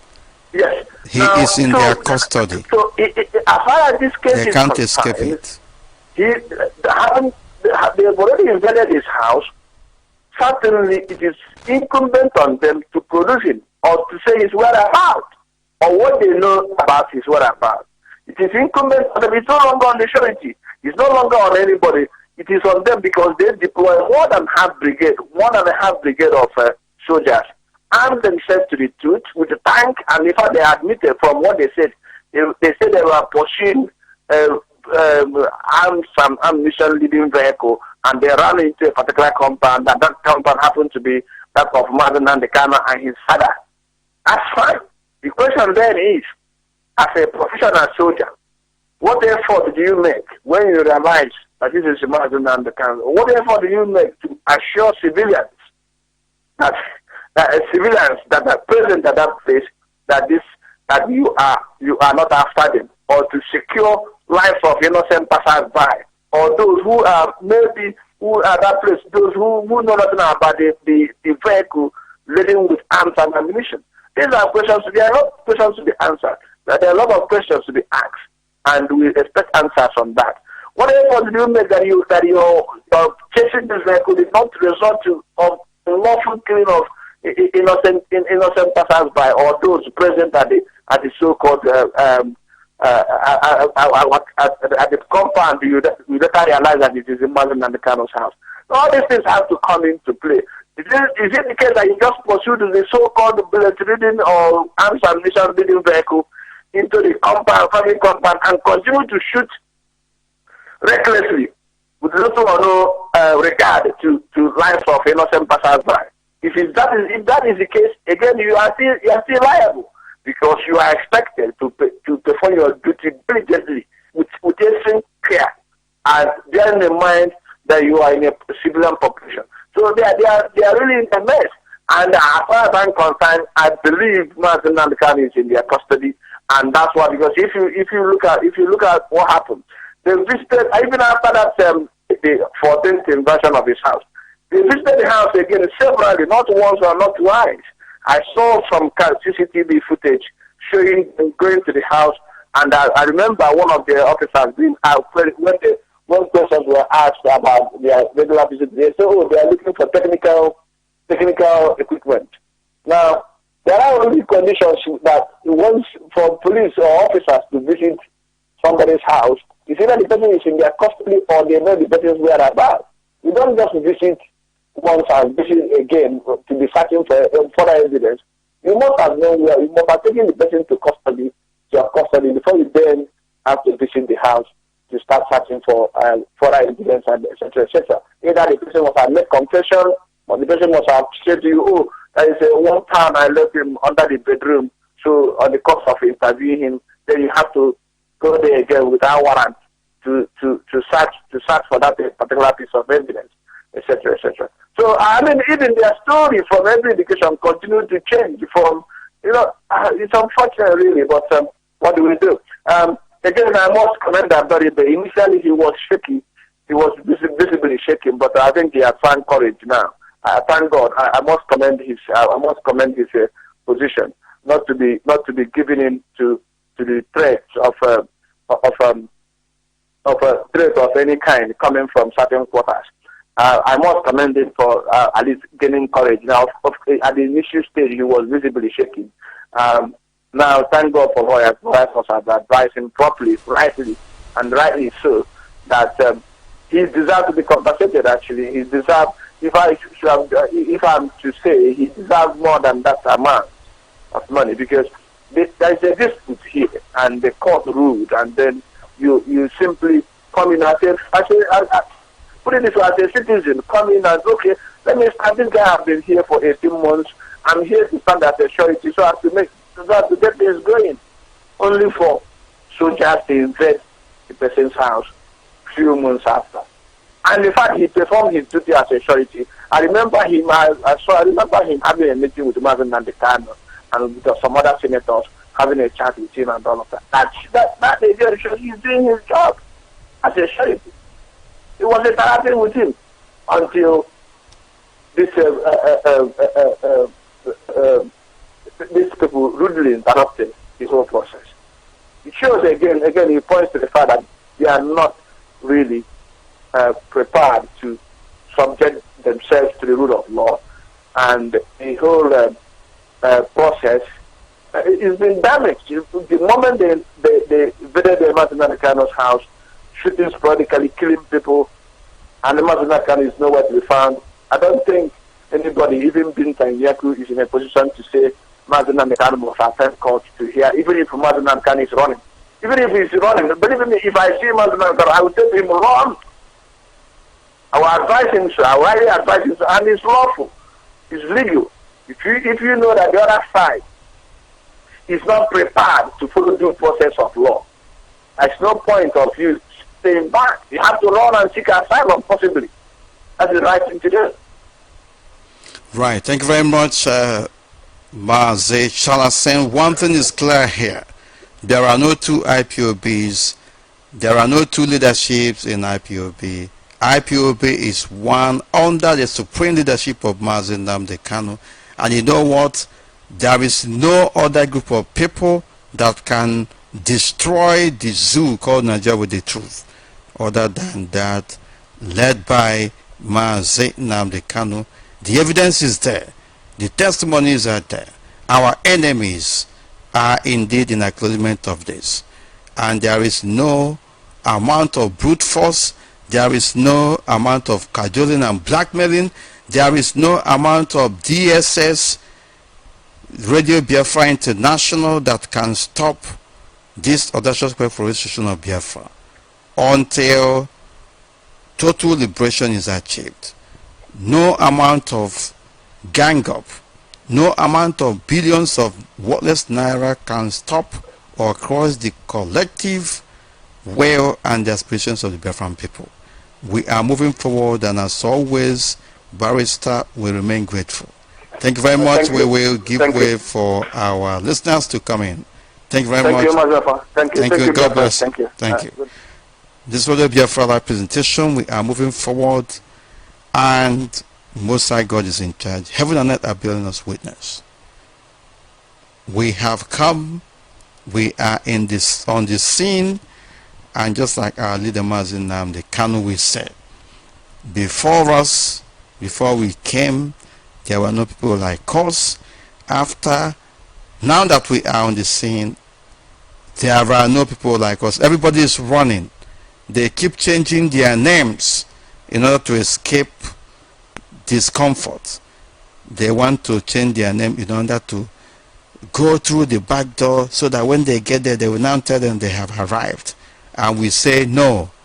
Only under the leadership of Nnamdi Kanu that IPOB, indigenous people of Biafra, have been able to make inroads. The world is now talking about IPOB. They're not talking about Biafra because of IPOB, led by our leader Nnamdi Kanu. No other person. Every other thing is fake. And we are asking you, eminent Biafrans, to remain focused, to remain resolute. If you cannot confirm any news from Radio Biafra,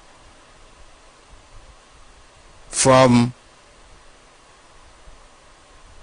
Biafra Television, from any of our press statements released by our designated principal officers, if you cannot authenticate any news item or information from our Directorate of State led by Maazi Chike Dozim, if you cannot authenticate any news item from any of our newspaper platforms, then know that it is fake. If it is not from these platforms, everything is fake. Do not listen to them. Do not even attach any credence to whatever they are telling you.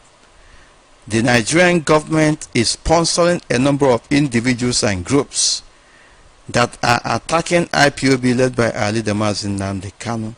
They now say that they have a new radio station. They now say that they have a new leadership under IPOB. And we are challenging them to come out. Truth about it is this. Look at the way you will know them. Anybody attacking Nnamdi Kanu, anybody attacking IPOB led by our leader Nnamdi Kanu, anybody attacking Radio Biafra, anybody attacking the Biafra Restoration Project, know that that person is working for the Nigerian DSS. That person is an agent, and they have been given huge amount of money. This is on record, and if you look at what is happening around you, you understand it. They have not come to restore Biafra. They have come to destroy the only formidable force that has shaken the foundation of the zoo called Nigeria to its foundation. They are jubilating. Lai Mohammed and group, the so-called Southeast governors and group, Ohanezendi, but they are all jubilating. All the old enemies are gathering like vultures against our leader Nnamdi Kanu, against IPOB led by our leader Nnamdi Kanu. And it is the responsibility of each and every one of us to indeed come together and to remain focused and never to set our eyes off the ball. Because you know what? We have come out on this journey and we must complete it. Biafra must be restored. If not for anything, we must continue to think about the ultimate sacrifice by our gallant heroes and heroines, who indeed paid that ultimate price for the sake of freedom of theirs and for generations to come, including ours. If not for anything, Biafra must be restored in their name and on their honor, not on the honor of any other person. Every other thing does not count now. We are moving forward. The zoo called Nigeria is shocked that IPOB, under the supreme leadership of Nnamdi Kanu, challenged the fraudulent electoral system in Biafra land, starting with Anambra fraudulent election. You have seen a lot of things going on. People were paid. People were imported from different places, and they were paid. They were given gifts. People voted more than 3 times. It is on video. We shall compile those videos and send it across for the whole world to be seen. People were being paid at polling booths, polling stations, to vote. And after that, even the results that were compiled by the returning officers of INEC were rejected by the same INEC. A new fraudulent concocted figure was put forward. But even at that, we are seeing the fact that not more than 10,000 people voted in all the polling stations. And for the first time, the zoo called Nigeria has produced a 10% governor ruling over 10,000 people, while the remaining millions are against him. Obiano is presiding over a deeply unpopular government, and it is the responsibility of the people to stand up and challenge the status quo, because you know what? Evil is evil, and we must call it by their names and put them where they belong. This is the Biafra Live presentation on this evening of 22nd of November 2017. As we speak, some of our FNL stations have been compromised. If you are not listening to our broadcast via our FNL stations, please exercise patience, because we are still trying to deal with issues of importance that has overwhelmed our ability, or have impeded our ability to act as quickly as possible. In Anambra, for instance, there is a reported issue regarding the FNL station, but it is not funny. Not funny, for avoidance of doubt. If you don't know what you have, IPOB family members, know it that the zoo called Nigeria and every citizen of Nigeria is afraid of you. You have enormous powers at your disposal, and therefore do not relent, do not waver, do not set your eyes off the ball. Continue to consolidate on the gain so far, because you are formidable and we are unstoppable for that matter. They are making all the changes that they are making in order to stop IPOB, in order to make IPOB look irrelevant. The fear of IPOB is the beginning of every cautious action and conduct of the zoo handlers, and we are telling them that their nightmares have just begun, because we shall expose every hidden agenda. We shall expose and destroy the zoo with the truth, just like our leader Nnamdi Kanu would say. There is no middle ground here. It is either we are in or we are out. The heart of this project, we repeat, will never be allowed to see corruption. They have voted billions of naira, and they are bribing individuals and groups close to IPOB, where they cannot penetrate here. Are they drunk? Such people are not born yet. Biafra Restoration Project, under the supreme leadership of Nnamdi Kanu, is not for sale. We are people of integrity, for goodness sake, and we are proud of whom we are. We are proud of our background and of our identity. No amount of blackmail can stop this all-important restoration effort. We ask the Most High God to bless all the work of our hands and to continue to pursue our enemies and incapacitate them both spiritually and physically, that they will never have upper hand against us. Whether they like it or not, the zoo called Nigeria and her agents are running helter-skelter.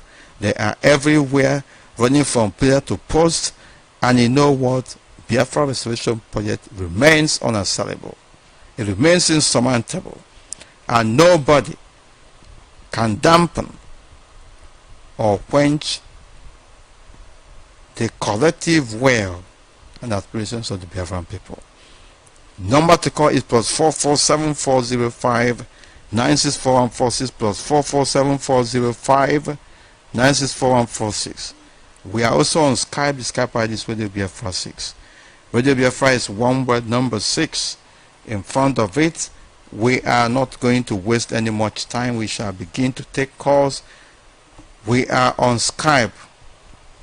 Once again, the Skype name is Radio Biafra 6. Radio Biafra is one word, number 6 in front of it.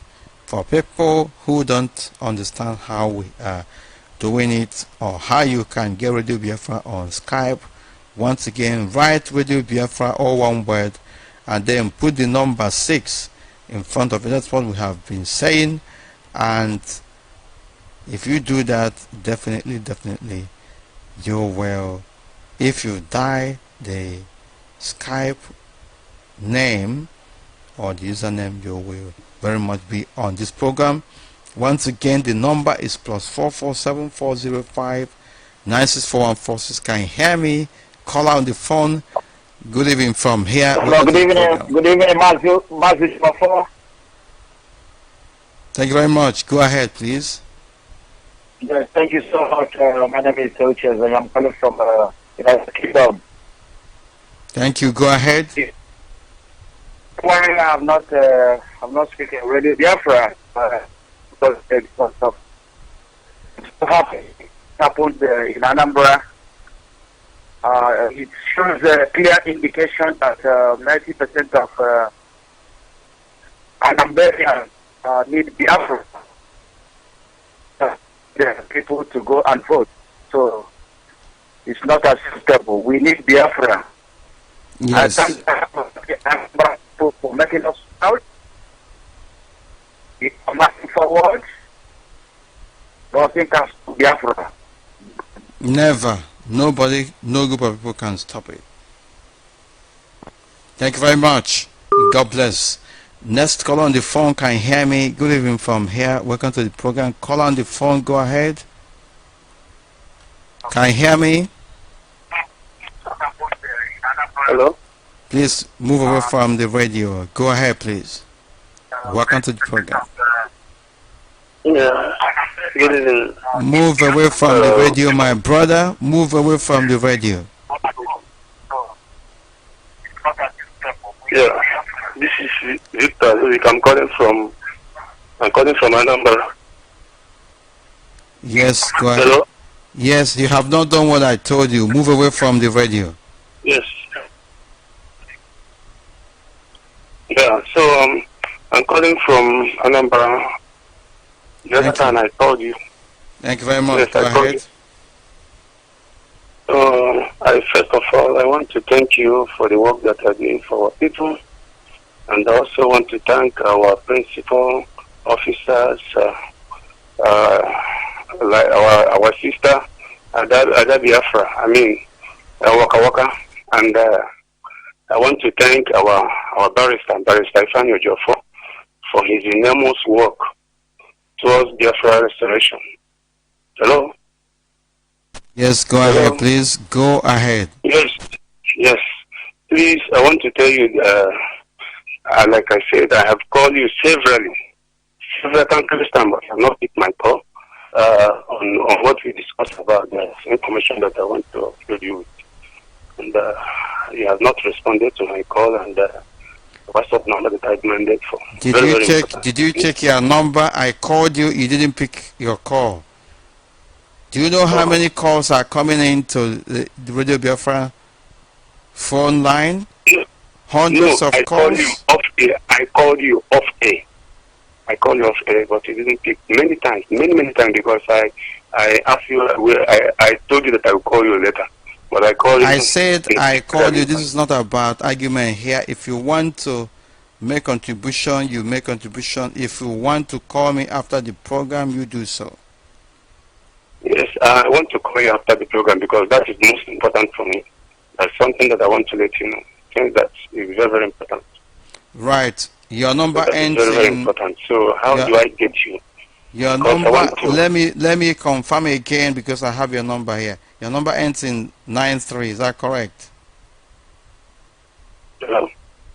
Your number ends in 93. This is the number I called you on occasions.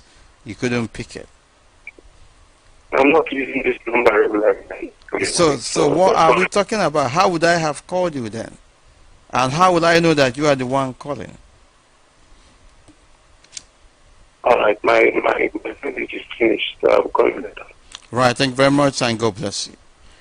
Next caller on the phone, can you hear me? Caller on the phone, good evening from here and welcome to the program. They are not talking, we shall proceed to taking another call. Good evening from here, welcome to the program. Hello. Good evening. Hello, good evening, here. sir. Go ahead. Yeah, my name is President Ford. I'm calling from a bunch of in the local government. Right now, I'm calling from Ibocha. Thank you very much. I want to thank you for what you are doing for we people. So it is not a new thing for what is happening in Zoom. So are you hearing me? Yes, go ahead, Hello, please. Go ahead. So it's not a new thing for what is happening for the Zoom. So, but the promise only happen for them whatever they like to do. Biafra must be restored, and there's nothing anybody can do for this planet Earth to stop Biafra. And I want to tell those call themselves the Nigeria forces, our people being Nigeria forces. So instead of them wake up and know what they are doing, let them die there, finish and waiting for the order. They are killing them, they are waiting for the order. They will die there, finish. Where they are there, they are waiting for the Nigeria order. Or they will finish, will die there and finish. So for the new radio you are talking about, we are waiting for them to open the new radio.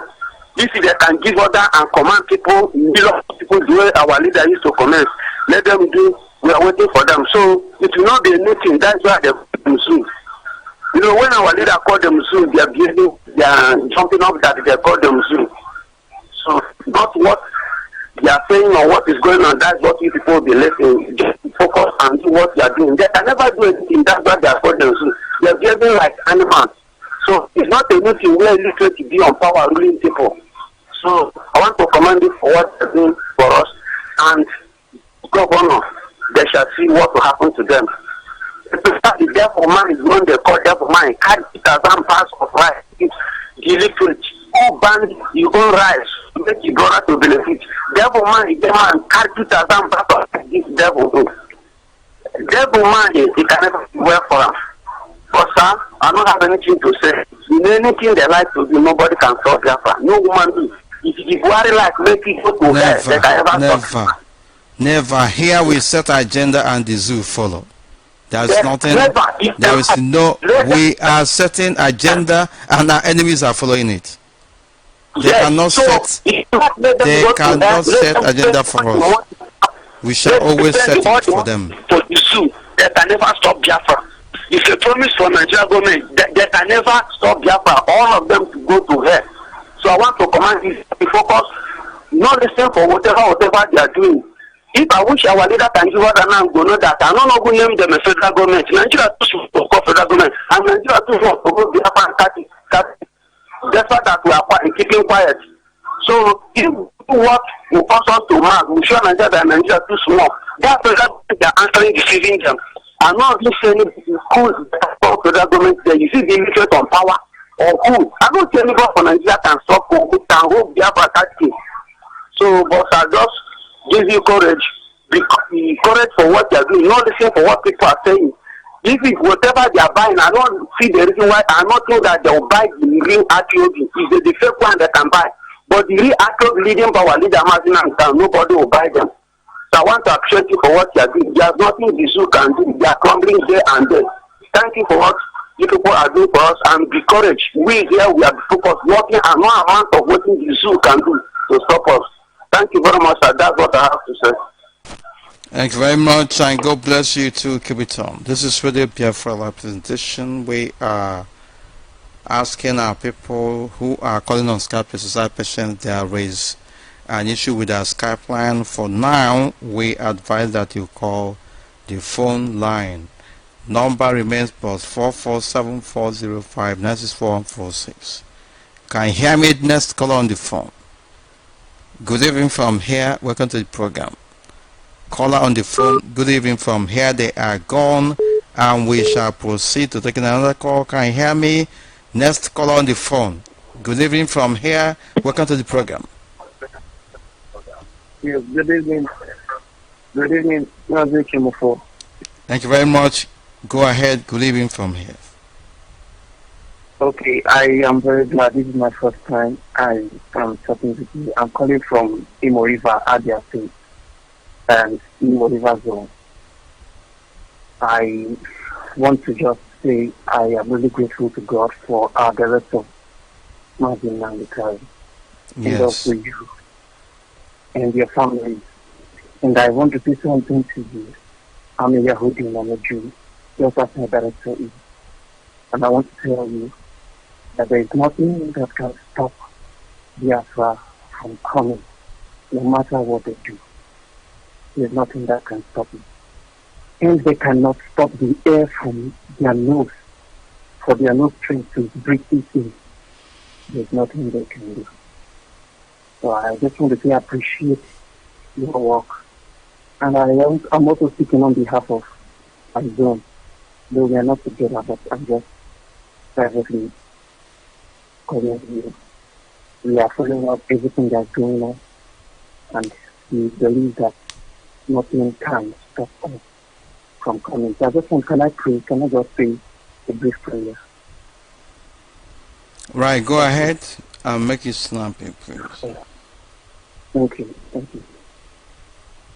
In the mighty name of Yahweh, Baruch, Yahweh, the Melech of the universe, who resides in heaven, who has created the heavens and the earth. Thank you for your son and servant Marvin and the common family and your son, our deputy, Nnamdi Kanu, and the rest, the whole IPOP, within and Biafra. Father, as you fought for Daisy, we also pray that you shall fight for your son and servant Kanu and the entire IPOP, that whatever the zoo has put together, whatever these vampires, these blood-sucking demons that are working on the street have put together, just as they put against the servant David, Father, Lord, and David prayed and said, let their wisdom be turned to foolishness. Eli, Elohim, Eli, let their counsel and their knowledge be turned to foolishness, that they shall not succeed from their distance with by their fashion and by their numbers, wherever they hide themselves, that they shall not succeed. Eli, Yahweh, I commit the son and servant, Nnamdi Kanu and Nnamdi Kanu, and the rest principal officers and all the IPOP within and at large the globe. I believe you who has always been doing it for us, and you continue to do it for us, that your name alone be glorified. Even as I speak in my language right now, I say, Biafra, Oyokema, Odaja. Biafra, Oyokema, Odaja. Biafra, Oyokema, Odaja. Thank you, Eli, Elohim, Barak, Yahweh, Elohim. We believe that Biafra has come, and it has come to stay. In the mighty name of Yahshua HaMashiach. He said, thank you very much. And sorry, can I? Yes, you have. Can you do what? Go ahead. Yes, can I just speak with my language to my people who are out there? I believe they are hearing me. Yes. I want to speak from Yako and from Ogoja. Yes, go ahead, please. Go ahead. All right.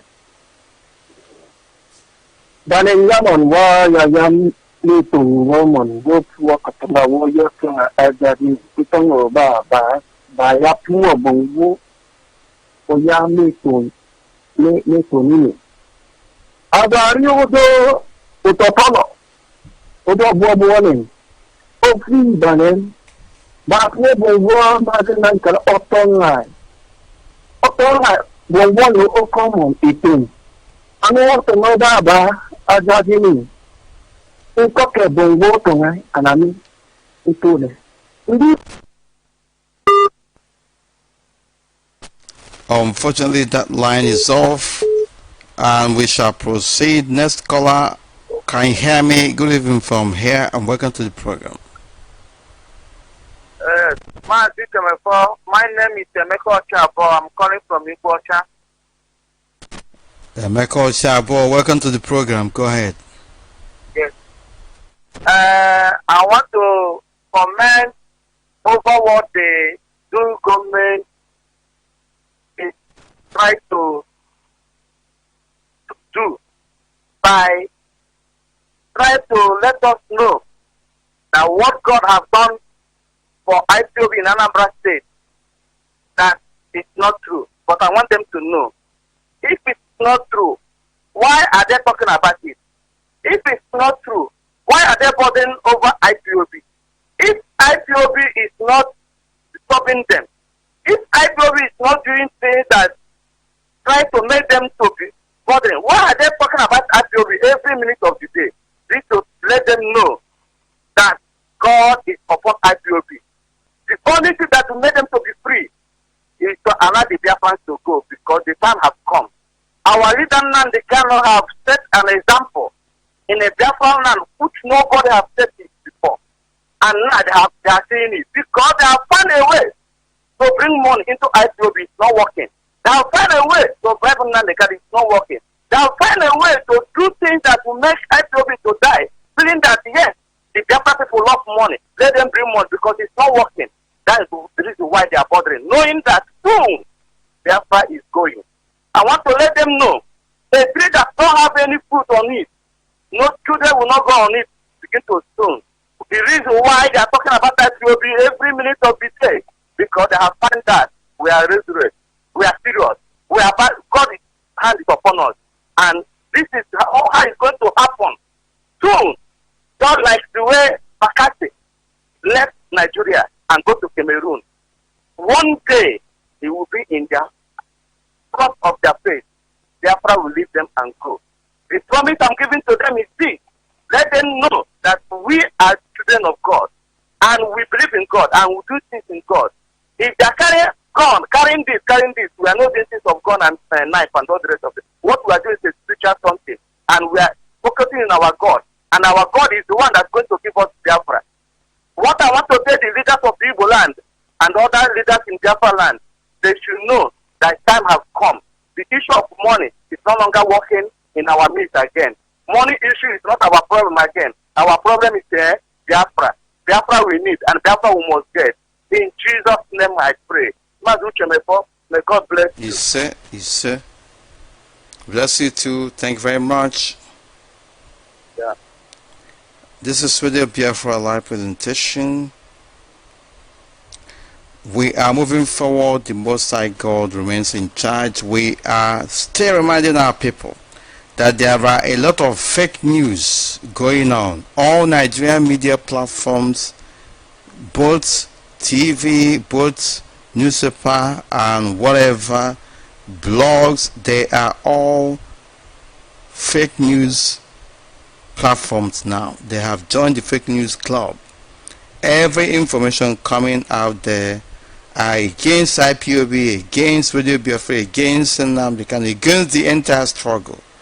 This is the handiwork of the DSS working under Muhammad Buhari, using the agents who claim to be Biafrans, fighting under different guises. They are writing all manner of rubbish, and they are at all times very much ready to wreck where they did not so. They want to destroy IPOB from within, but they have failed.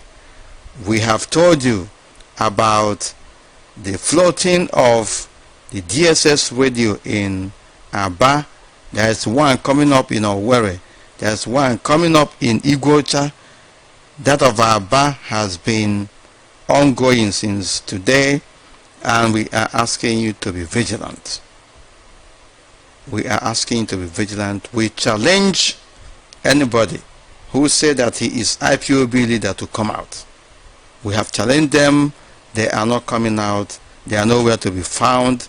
We challenge anybody that say that he is director of Radio Biafra to come out. We have not seen them. They are only existing on pages of Nigerian newspaper and on the fake radio set up by the DSS, trying to destroy, trying to see whether IPOB can be demystified, and we are telling them that they are incapable. All of them put together are incapable of crushing this all-important restoration effort. We also challenge them to come up. They have not mentioned Radio Biafra television. I don't know whether they are having short memory. Our leader, Nnamdi Kanu, is the director of Biafra television. He's director of Radio Biafra. He is indeed the leader, the supreme leader of Biafra. And there's nothing anybody can do about it. We are on top of our game, and we are not retreating, neither are we surrendering until total victory is achieved. Can you hear me? The caller on the phone. Good evening from here. Welcome to the program. Caller on the phone, go ahead. Good evening, sir. Good evening from here. Go ahead, please. Good evening, sir. This is Mr. Joseph calling from Ipob. Thank you very much. Go ahead. Go ahead. I'll continue to pray for you that God will guide you and protect you, that the enemy shall not see you. You say, and you too. They will do all means to get you on this by the devil succeed. God's name. I want this opportunity to tell you, the Nigerian government. I don't know. Hello? Yes, we are hearing you. Go ahead. I see. Let all our youth, our Biafra youth, stand up on their feet, defend themselves. We don't have leadership in this our Biafra land here. Look at what is happening now. Boko Haram strike in Borno State, and the president Muhammad Buhari and came up and condemned it. But when Muhammad sent their terrorist soldiers to come to Biafra land and kill us, none of our leaders condemned it. The four blessings are happy after the youth have died. So what I'm saying about you now, everybody should stand up. There's no time for us to wait to listen to listen to them before they will begin to defend ourselves. They are incapable, my brother. When father give birth, when mother give birth to son and they don't have parents, then after some time, the child will say, yes, mommy or daddy, I want to go establish myself on somewhere, and he have the right to go. Now we have grown up. They said they have they were leaders. Now we have grown up as a youth, and we are able now to live on our own. We say we have cannot wait for them to speak for us. We have to speak ourselves. And now they started calling us terrorists and whatever. What I want to tell them that whatever they do now, whatever they do, we're not after them again. What we're after now is our freedom. Let them leave us alone. Let us have our freedom. That's what I ask them now. Let them, but they have passed today. I don't know what they're talking about again. We're now a new generation of Biafra. We are out of the result of our nation. Thank you, sir. May God bless you and bless your family. Thank you very much. Bless our leaders, whatever it is. I know one day the soldiers will leave him. You say. Thank you very much. God bless you too, and keep it on. Next caller on the phone, can you hear me? Good evening from here. Welcome to the program. Caller on the phone, go ahead. No, I cannot hear anything. Next caller, can you hear me? Good evening. My name is Chukuma. Good evening from here. Welcome to the program. Go ahead. Yes, I am Chukuma calling from Aba, Chukuma Joseph. Thank you very much.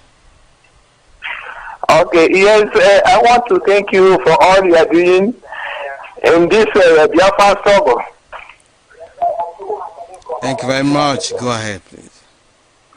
Yes, so there is a lot of things, even I have been trying to get you for long, so I didn't get you, but I thank God for today, for hearing your voice through this call, because there is a lot of things that these outside people have been doing to us in this Aba. I'm calling from Aba, please don't be annoyed.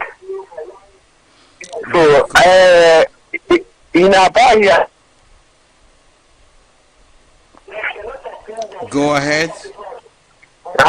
So in Aba, there is a place that they used to stay. There, even that place, they have occupied everything there. Even they are challenging us, telling us that even people that are driving to get there, when you want to park there, they will be chasing you, telling.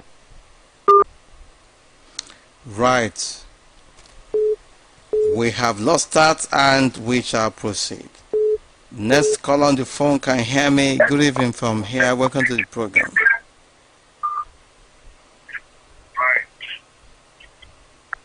They are not talking and we shall proceed. Next caller can hear me. Caller on the phone. Good evening from here. Welcome to the program. They are not talking.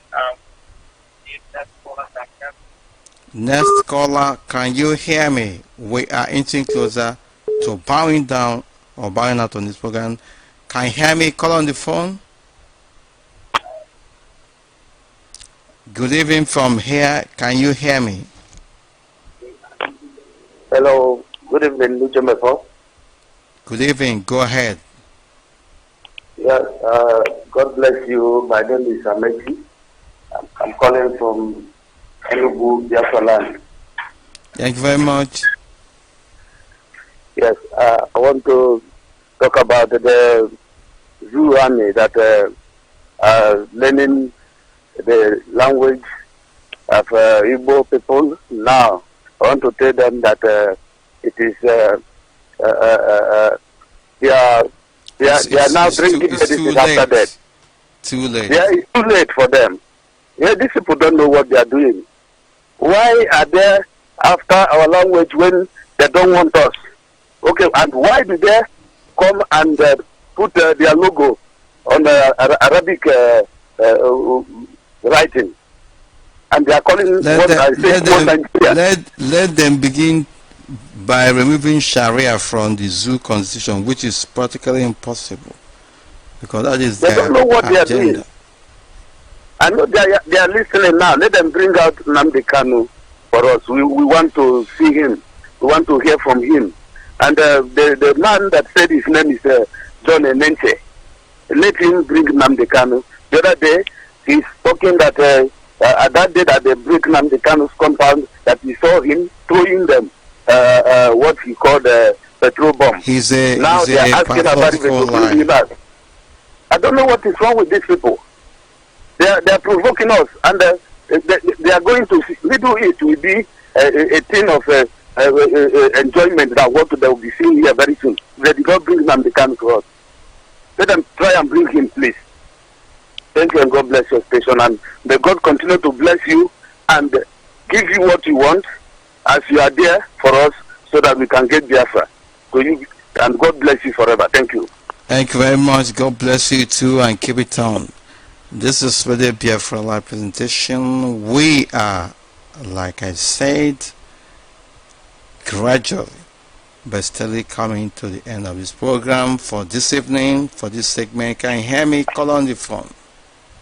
Good evening, sir. My name remains Ogadema. Yes, Ogadema. Welcome to the program. Yes, sir. Yes. I'm calling from Iguacha. I'm from Onichibwe in Ebonyi State. I thank you, Mazi, for your good work we are doing for our people to make sure that Biafra restoration is restored. May Chuku Kikabiama bless you, Mazi Chemofo,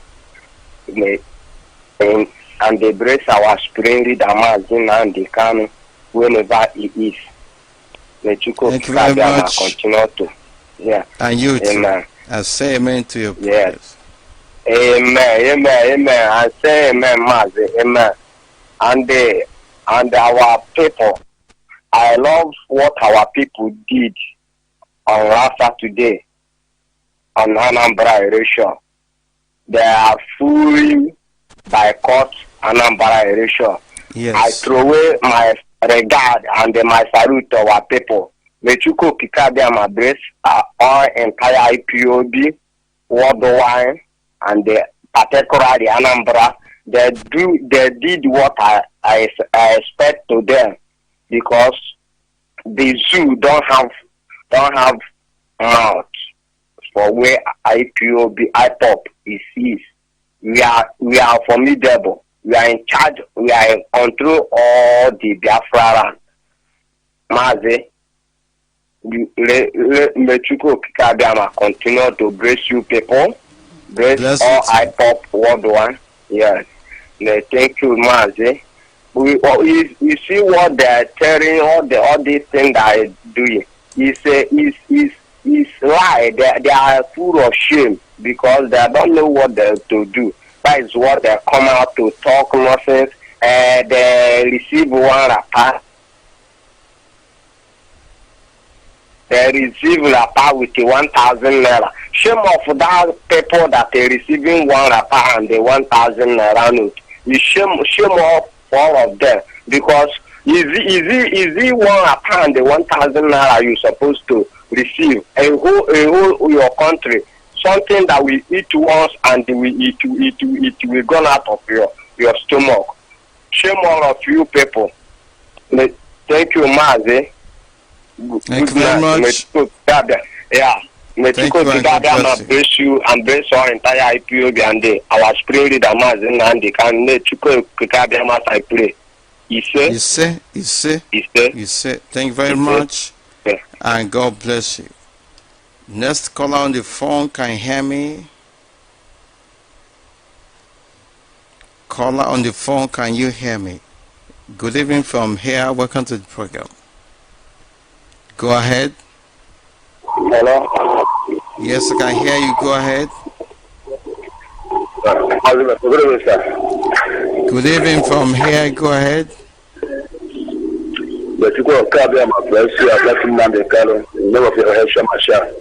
You say. I want to speak to my direct. Yes, go ahead. My name is Moses Okori. I'm from North, but I live in Naba. Yes, hello? I can hear you. Go ahead. Thank you very much. I want to say something. It's open here in Brazil.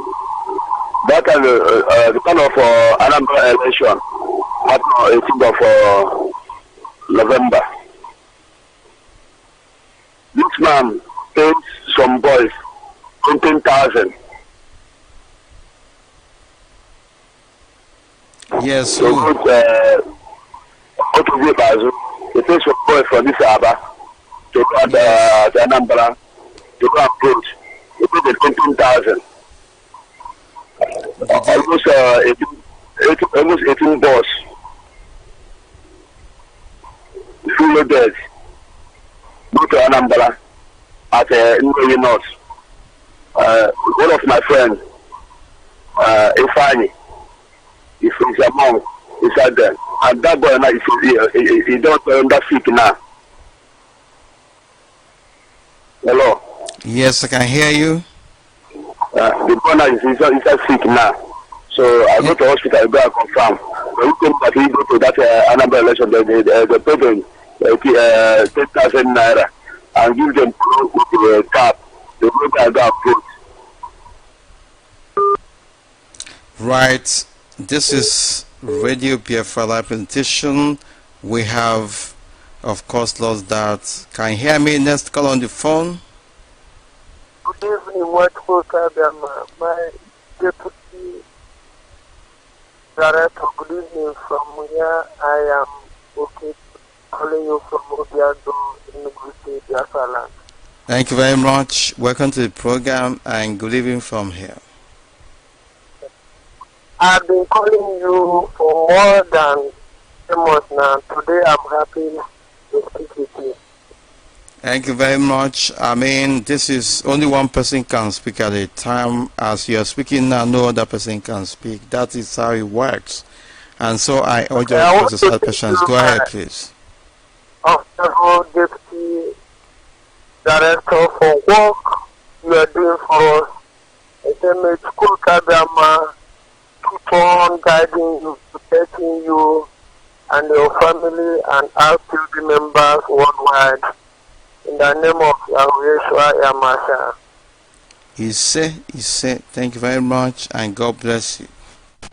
I want to speak on the issue about the Anambra election. I was in Enugu and I've been putting call across to the friends that our brethren in the Anambra state that told me what happened, and they said that the election was fully boycotted. But the Zoo radios are stating that the election was unfair and thought the conclusion I'm not happy about, and we as a members are not happy about what is happening, because what I've seen is that the election was done unfair. But the truth of the matter is that that is not what happened, because all they are doing here in Biafra land, they are speaking against the truth, they are marching upon the truth, and they are not standing on the truth. And we are not happy about it. So my prayer is that God will arise, even to Venditors, we the children of Kokagama, for what these people are doing is very, very wrong. So I'm happy that our people obeyed the command as given to them concerning Anambra State election. And I'm praying that God will help us to run this place to the very end. So God bless you, matchmaker. God bless. Bless you too. Bless you too, and say amen to your prayers. Thank you very much. Thank you. And this is incidentally where we will be drawing a curtain on this program. We want to remind each and every one of us of the enormous responsibility on our shoulders, and the reason why we must remain resolute and at alert.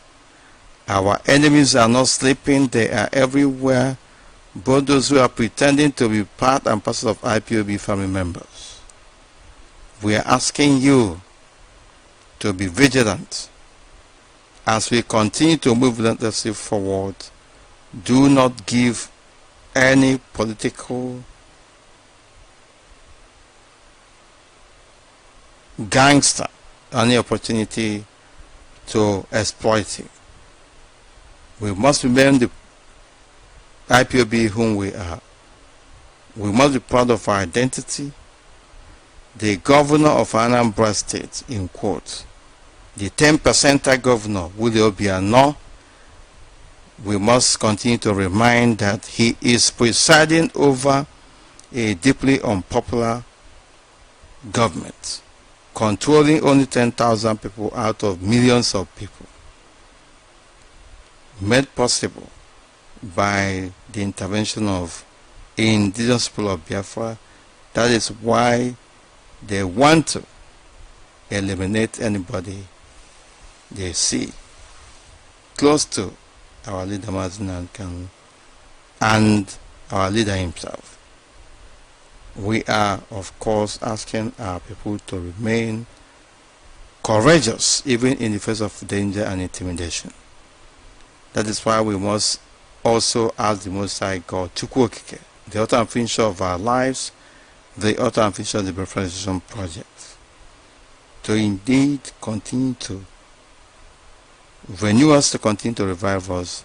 More importantly, may He protect our brothers and sisters who are still being held in different secret cells and detention centers in this contraption called Nigeria. and wherever our leader Nnamdi Kanu is and his family,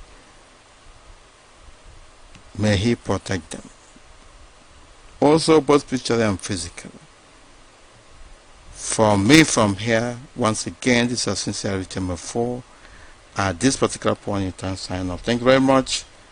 Good night and God bless.